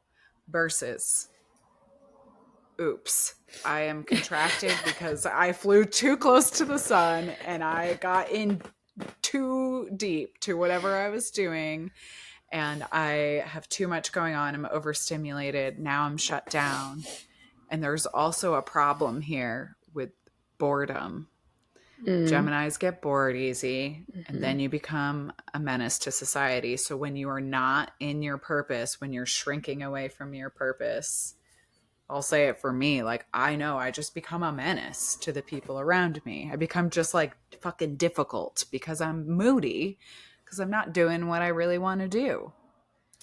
I want to do Gemini. puzzles. I want to do puzzles. Puzzles are my life. I just want to like be pulling things apart and putting them back together, and pulling them apart and figuring out how they work and putting them back together again. It's so much fun. Yeah. Yeah. A lot of movement here too. Like Gemini's doing stuff. Busy, Yeah. creative. Yeah, I think Gemini in Jupiter probably has a massive well and massive capacity for talking through things, verbally processing, like expanding through ideas and expanding through concepts. And so Mm-hmm. once you kind of get that ball rolling in them mentally, they take off like a rocket and go in whatever direction they've been guided in, and I think Geminis are one of those that actually really benefits from other people's ideas, and like talking to other people and asking other people what they think, because I think Gemini can just like burst in the absolute wrong direction if they're not paying attention to how it affects other people. I think Gemini, and this is coming from a Mars in Gemini, I think Gemini has a tendency to dehumanize their own experiences. And so there might be a tendency to, yeah, like explode in the wrong direction because you're not even considering that there are going to be other people there when you finish enacting your idea or your concept. And if you want other people to be there, you have to consider the people who are going to be there. You have to ask them what they want. You have to get in touch with the, in order to create that expansion, for Gemini Jupiters, Jupiter and Geminis, you gotta connect with other people and you gotta get in other people's heads. But that's not to say that you should think like other people. Geminis Right. also really are defensive of their sense of self and protective of their sense of self. So it's like, you can't tell me who I am. I know who I am. Even if you haven't done that much, self awareness practices and stuff, you might still feel like I know who I am and you can't tell me who I am. So there's not going to be that sense of like, taking on other people's opinions and ideas, like taking them too seriously. I think Mm-hmm. Geminis are cats in that matter, where it's like, you really have to earn my respect for me to respect, what you're saying. But I think if Geminis, in their shrunken state, don't get out of their own, like, little hole, and they don't get out of their isolationism, then Mm-hmm. they definitely end up, um, shrinking when they think that they're expanding. It's like a reverse effect. Like you blow up your balloon a little too much and it pops, Exactly. as opposed to just blowing it nice and easy and slow and steady to the right amount, and then shaping it into that little balloon animal that you had in your Mm-hmm. mind, but you couldn't even get it out there until you could get other people's understanding of, like, what kind of animal do you need and how big does it need to be and how many and da, da, da, da, da, da, da. Yeah. I think Gemini and Jupiters especially can waste a lot of time planting seeds that are just going to blow on the wind and Mm-hmm. never actually meet the ground, which is really upsetting. Roasted. I know. Oh, roasted. No, it slaps. It slaps. And there's like a muddled thinking. Like if you give a Gemini steps 1 through 7, like they've read 1 and then they've read 5 and then they read 3 and then they read 7 and that's enough and I got it. Don't worry about it. That's where we're shrinking A in lot of Gemini. Like, inference. Yeah. yeah, and presumption, assumptions. There it is again.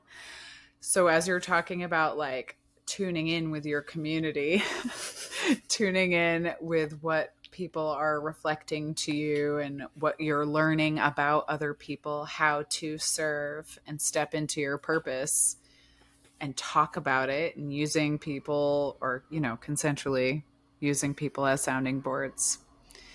Like we actually need to internalize what people are saying. It's not just out on the air. The scattered seeds really got me.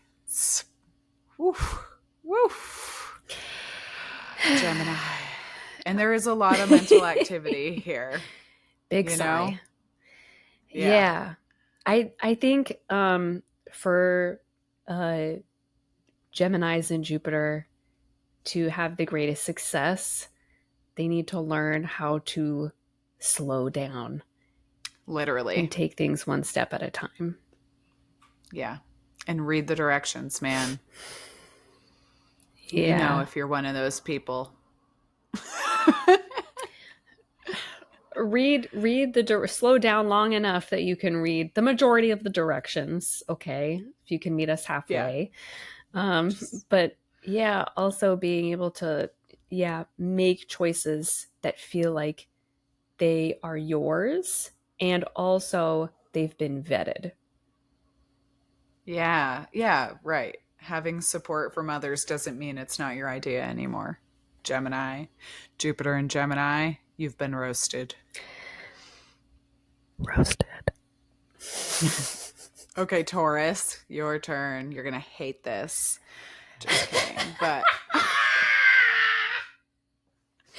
Just knowing the Taurians in my life, I know. immediately, if they feel a True. roasting coming, they're gonna hate this.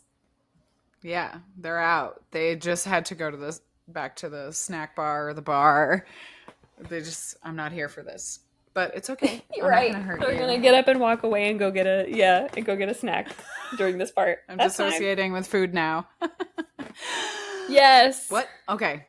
Roasted. Taurus, look, but when you're expanded, it's like a sexy tropical lush garden with dragon fruit and like just fullness, richness, spring, new abundance. You've got such mastery over the material world that all of my air and water feel so jealous of. So you're actually able to get things done IRL, and you do it really beautifully.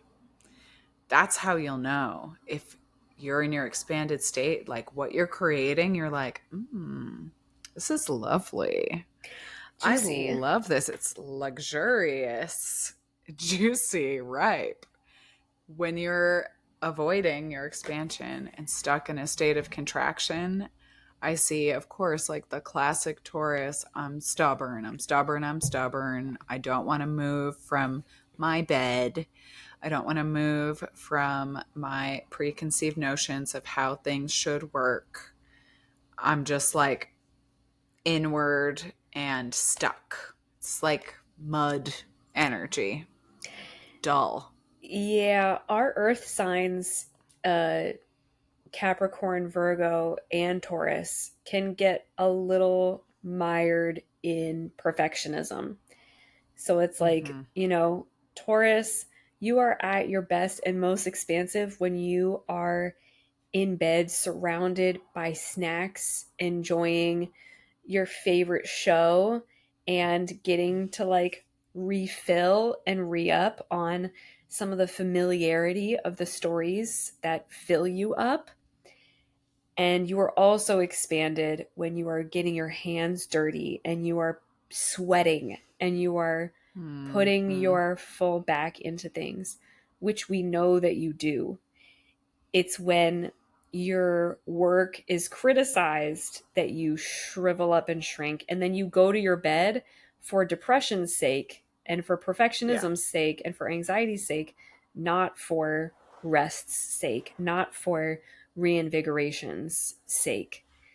And in the opposite realm, if you have some negative sexual experiences or you have some negative if you're like sick all the time and bed starts to become associated with unwellness, that can Mm. also shrink you and prevent you from getting out there and making things and doing things that you feel is worth your time.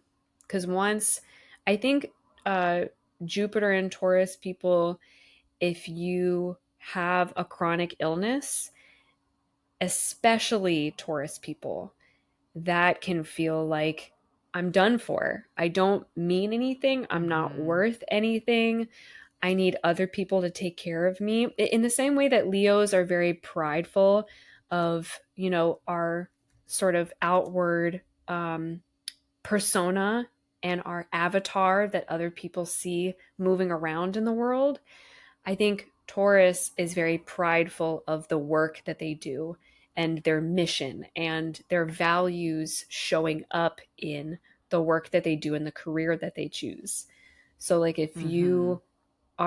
you feel like you're blocked in any of that and being able to pursue things that feel just right for you, then you might lose your sense of expansion and lose your sense of self via growth and um, legacy. Like you feel like you're Yeah. losing your legacy in a way, and I think that's also very hard for earth signs. I think earth signs are very much about the trees of the future planted in the seeds of now. Totally. And Taurus is really like afraid to change, and not just afraid, but sometimes doesn't know how to. So the default is to just go back to that contracted at home in bed state and stay there. And I'll just throw the example here of Frida Kahlo out, the famous Mexican painter. She got into a really bad accident as a young person and got trapped in bed. And what did she do with it? She painted her casts. She painted in bed. She painted her experience over and over. I got chills, I feel like. She's I like, yeah, I did. Yes, I literally just saw on YouTube Shorts. There was a video talking about Frida Kahlo's experience based on the painting of her as a deer, as a buck, with all of the Yes. arrows going through her heart and her spine from, showing the experience of like heartbreak and body ache that she's gone through and that she's just stoically showing the world like I've lived through this. I think Yeah. that's the difference between, a what is it called? An ascended Taurus Mm-hmm. Jupiter Mm-hmm. and a shadow Taurus Jupiter is Mm-hmm. like, can you maintain that same level of stoicism and I'm going to do itiveness, can do attitude throughout everything that happens to you, because it doesn't Yeah. all need to happen for you and your expansion and everything. We don't always have to frame everything that way. And for Taurians, it might help that you do. It might help that you frame it Mm-hmm. as, this is my expansion. Like I'm bleeding now so that I can alchemize the blood. I'm crying now so that I can alchemize the tears. That Yeah. sort of process. And it's because it's an earth sign, it really is alchemical. Like you're learning to use the tools that we've been given to create magic, and you have the ability. And for reference, Frida was a Taurus midheaven. So, what she became famous for was her ability to show what happened in her earth experience. And her Jupiter is Cancer. So, you can see how that extreme sensitivity Hmm. on display through art has touched fucking millions and millions and millions of people's hearts. Triggering as hell Oh, yeah. Oh, in the my best God. way possible. Beautiful. Taurus, you're roasted. Taurus, we love you and you're roasted. You're a roasted little chicken in your bed. Yeah. Yeah. Last up, Aries. I know you're not used to being last, but I hope you see what it's like for the rest of us now. But Aries, we love you. You're headstrong. You're powerful. You have all of that fun, the fool energy where you're just like, I'm new here. Go, go, go. And of course, like that can uh contract you by you being owned by it, by you getting I'm going to say like caught up and linked in to the idea that you are always headstrong, brash, surly, like ready to fight and buck. Like it's not all of you. So if you're Yeah. expanding all of that, you're using it strategically. And when you're contracted, you're just like letting your explosiveness blow shit up. Sorry. I mean, yeah, impatience is not a good Impatience. look on you, honestly. If you're an Mm-hmm. Aries of any, in any uh position, impatience is going to find you and you're going to have to deal with it. But when it comes to Jupiter, that's especially the area where impatience is going to be your downfall and going to be the thing that pressures you to plant seeds that you don't actually think are ready yet to germinate, is going to pressure you to give your energy and plant your seeds in places that you don't trust or you don't like, but just because you're short on time and Ready. short on attention span. It's not even short on time, it's short on attention span. That is going to hurt you in being able to pursue your mission from a grounded place from it. And you're not meant to pursue your, let's even just say, you're not meant to pursue your mission from a grounded place. You're meant to pursue it from a fiery place. You're a Jupiter in Right. Aries. And for your fires to mean something, and for your fires to, be able to touch the right things at the right time. I mean, we were just talking about cooking. Cooking is a Mm-hmm. very scientific art in the way that you have to sort of manage the timing of not overcooking the noodles, but making sure that the onions are already, thoroughly sweated. And finding the right timing for Aries, I think, is less about timing and more about attention and intention. Yeah. You're using words like mission and timing, and there's war strategy here because we remember that Aries is the hero. So, what battles are you fighting? Are you just fighting because it's all you know and you're just like fucking shit up? Or are you trying to fight other people's battles for them? Are you trying to drag people along on your That own part. expansive journey? Yeah. Yeah. Because Aries, you're also kind of got some trailblazer energy here, and like you have warrior magic, and you are meant to set fire to some things. It's part of your expansion. And remember, too, that fire brings warmth and light, not always just destruction and alchemy and refining. All of that is your expansive state. It's bringing that energy to the world. I know everyone always Yeah. says Cancer's the activist, but I think Aries actually has a lot of activism too, especially with a Jupiter placement. Is an activator. Yeah. Yeah. Yeah. Boom. I think if you have your Jupiter in Aries and you feel like life has been really hard on you, I would I would encourage you and invite you to take a step back and see if you have been using your fire energy for like that sort of like pushiness and drive and almost like an assault on the world, or thinking that the world's activities is an assault on you, and tune into, like Emily said, the warmth that is there, because fires do not have to be raging and roaring in order to be seen and heard.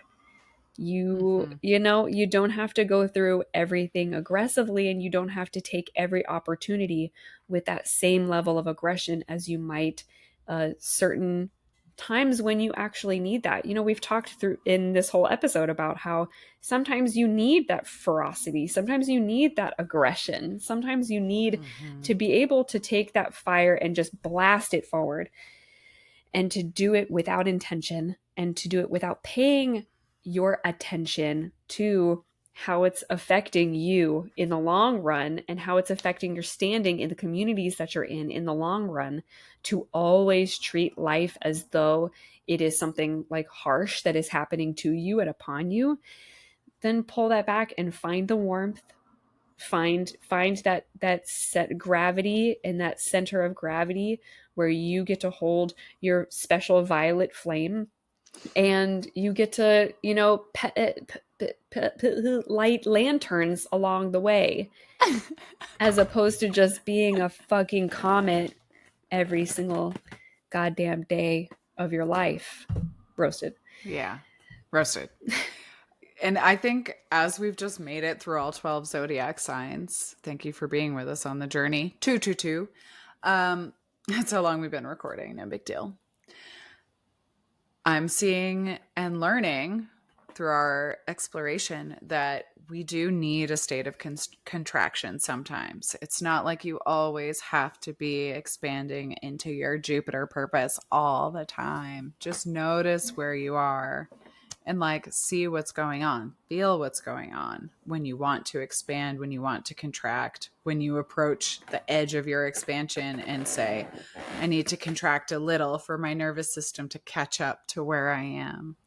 And of course, you know the tools that you can do this with. You can tap, you can ground, you can sing, you can do exercise, like you can go be in nature. Endless possibilities. Just go towards what will nourish you the most. It's part of the process. Yeah, it seems very commonsensical to say that, even your dark aspects are not things that are going to kill you or um, take you off of your path. You're still going to be on your path, even if you visit those places. And it's the alchemizing of those places, of that contraction, that allows you to move differently when you are there.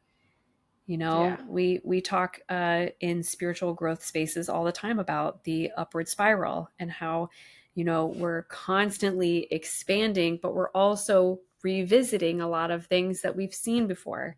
And when we revisit them, you know, even if we are in like our darkest place, even if we're masking and we're in that deep rest, we still, if we have alchemized a little bit of that contraction, can look at it and go, hey, I remember you. Oh, and this thing didn't work for me last time, but this other thing did. Why don't we try that again? And then you Mm-hmm. move through it, not just faster and easier, which is lovely, but also with more compassion, with more grace, with more agility for jumping through the hoops that are inevitably a part of getting to where you want to go on life's journey. So which, Yeah. which would you rather have? Would you rather have that toughness and that spikiness and that, sludginess every time that you visit your contraction? Or would you rather be there and say, oh, hey, we're nestling in. Hey, we're nesting right now. Let's Mm-hmm. just cocoon and love each other while we're here, instead of trying to get out as quickly as possible. That's not very loving. Yeah. It's not very loving, honestly. Yeah, I'm going to even go so far as to say that you have to be in some of those contracted states to continue with expansion. And when you're visiting them again on the upward spiral, you're going to see, hey, last time I was in this situation, the wheels off my bus. And now this time I wobbled, but like I didn't fall. So Or cool. yeah, last time I realized that I took the wheels off my bus when I was contracted last time, and now that I'm back, I'm like, oh, because it's a plane. Oh, I needed that contraction. I needed, my Yeah. tires to get blown out so I could take them off and go, oh, we're not on the road, we're flying. We're going faster than this. It Ah, voila. we it's all part of the process. We need it. Yeah. All of it. We It's need all of it. all part of the process. Let it drop in all the way. It's all part of the process, and it is all bringing us back to compassion, witnessing our suffering and then doing something about it. Period. Mm-hmm. Boom. All right, y'all. We've all taken a part in the hot seat today. So thanks for being here and thanks for receiving, especially if you're Cancer, Jupiter Cancer. um, I'm just going to keep.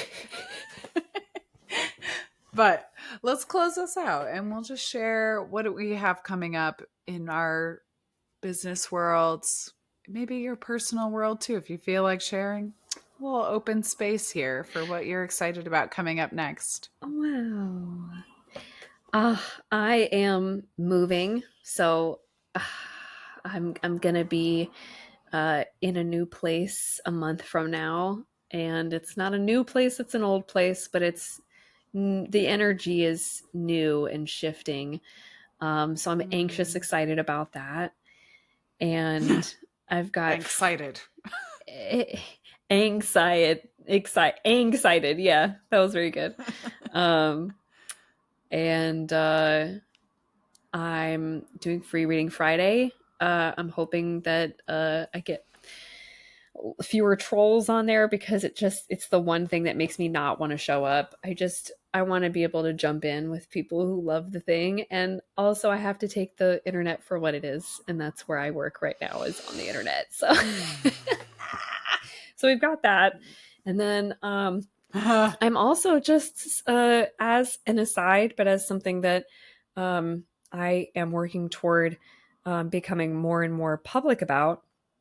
I work with a friend on poetry called Renewed in Poetry. We have been writing poetry together, just the two of us, every Monday for a full year. And it's coming up on, by the time this is released, we will have had our RIP versary. So we're very excited about that.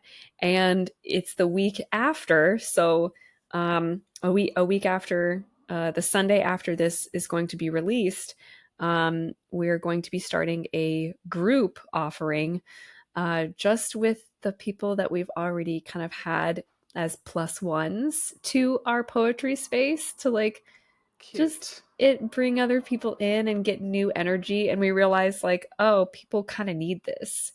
But also we love poetry. We both have a deep love for expressing the mundanity of the world in the most beautiful and magical terms that we can possibly find.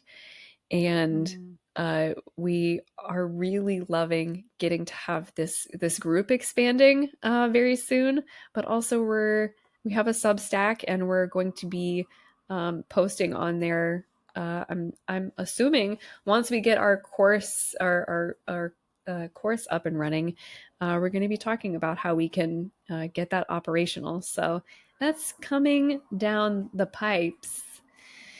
And Fun. also just, yeah, a personal fun thing that is going to be a little bit less private soon. So there's that. Ah, I love that. Talk about expanding and contracting. There it is, Yes. folks. I Yeah, love for that. sure. I need to look at our Jupiter crossover for Gary and I, my friend that I'm doing the poetry with, Mhm. because yeah, we've been doing the slow expansion. We wanted right away because we've both been facilitators before. We're like, we want to do this with people right away, and then we were like, how about we just do this consistently? How about we just make this Yeah. consistent? And we'll see where it takes us. And we were able to accomplish that over the course of a year. So, yeah, really cool shit.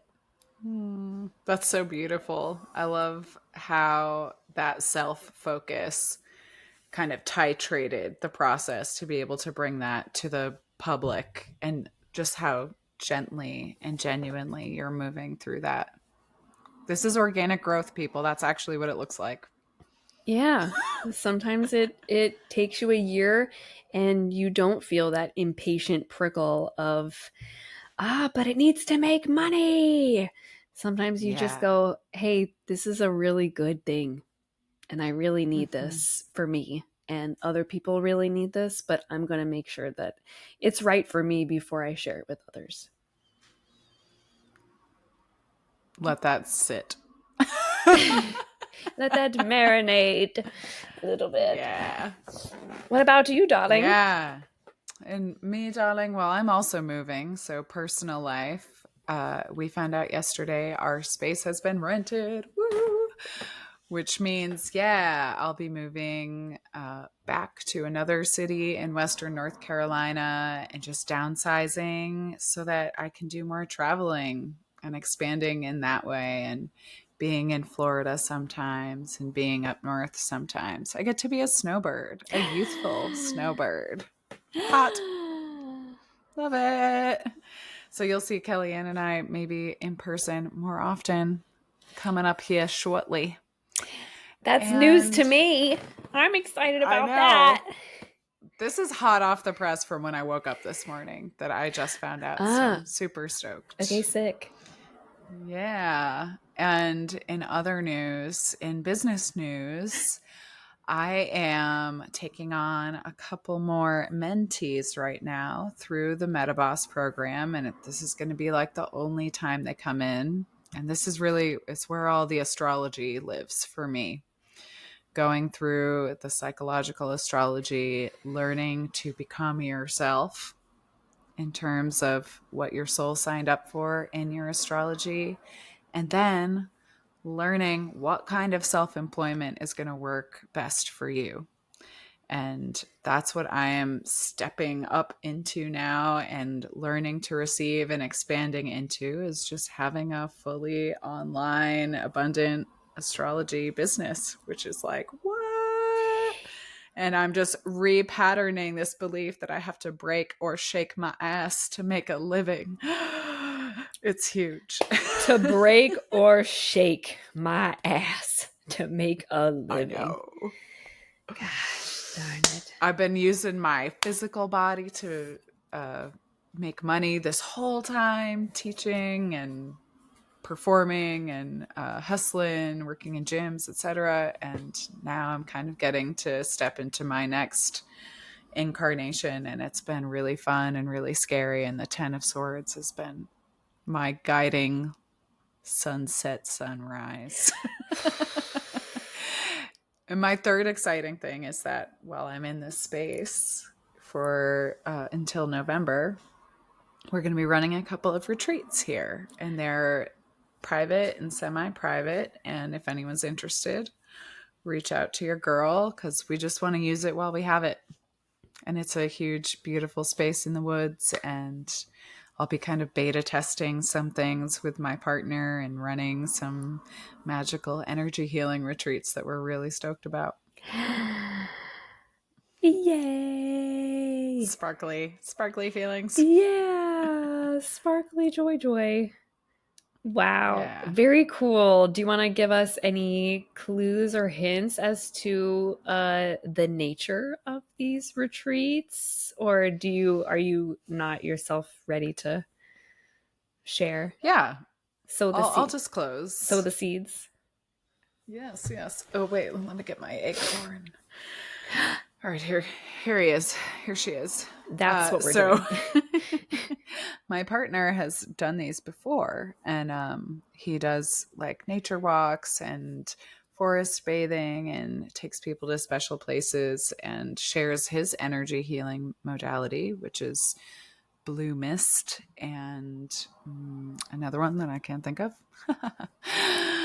But it's angelic energy healing. So it's really sweet and powerful, and will change things for you in ways that maybe you didn't expect. And then I'm bringing my creative, flamboyant, dramatic, playful magic to these, with some embodiment practices like what we do in our embodiment circles within my community, and some creativity stoking exercises to take people from a space of I can't be seen, I couldn't possibly share on social media, I don't feel like it's safe for me to have my voice heard or be seen, all the way to let's make a music video. Like, that's the arc I'm taking people through. Yes, let's make a music video is crazy. Yeah. I know, not all in one retreat, but like that's my backed up perspective vision, is how do I move people from here to here with play? Yeah. Ah, sick. Yeah. Both parts sound really wonderful, and yeah. They support each other, like they create the stability, the stable oak. Yeah, they're the two pillars. I have a shadow oracle. What is it called? Threads of Fate. Oh yeah. Image in my head of the pillars. Mm-hmm. Yeah, Exactly. That's the whole vibe right now. My theme for Virgo season is stability. stability. Yeah. Yeah. Cool. Thanks for receiving, everyone, and Kellyanne. Yeah. Hey, thanks for sharing. Yes. All right, that wraps it for today. This is Jupiter, the big overview. Big And Zeus Peter. exactly. Enjoy the next first quarter moon, and we'll see y'all next week with a topic that is TBD. TBD. We just decided on based on intuition, and it's been working out so far. Oh, yeah. All right. Big love from Smut. Love y'all.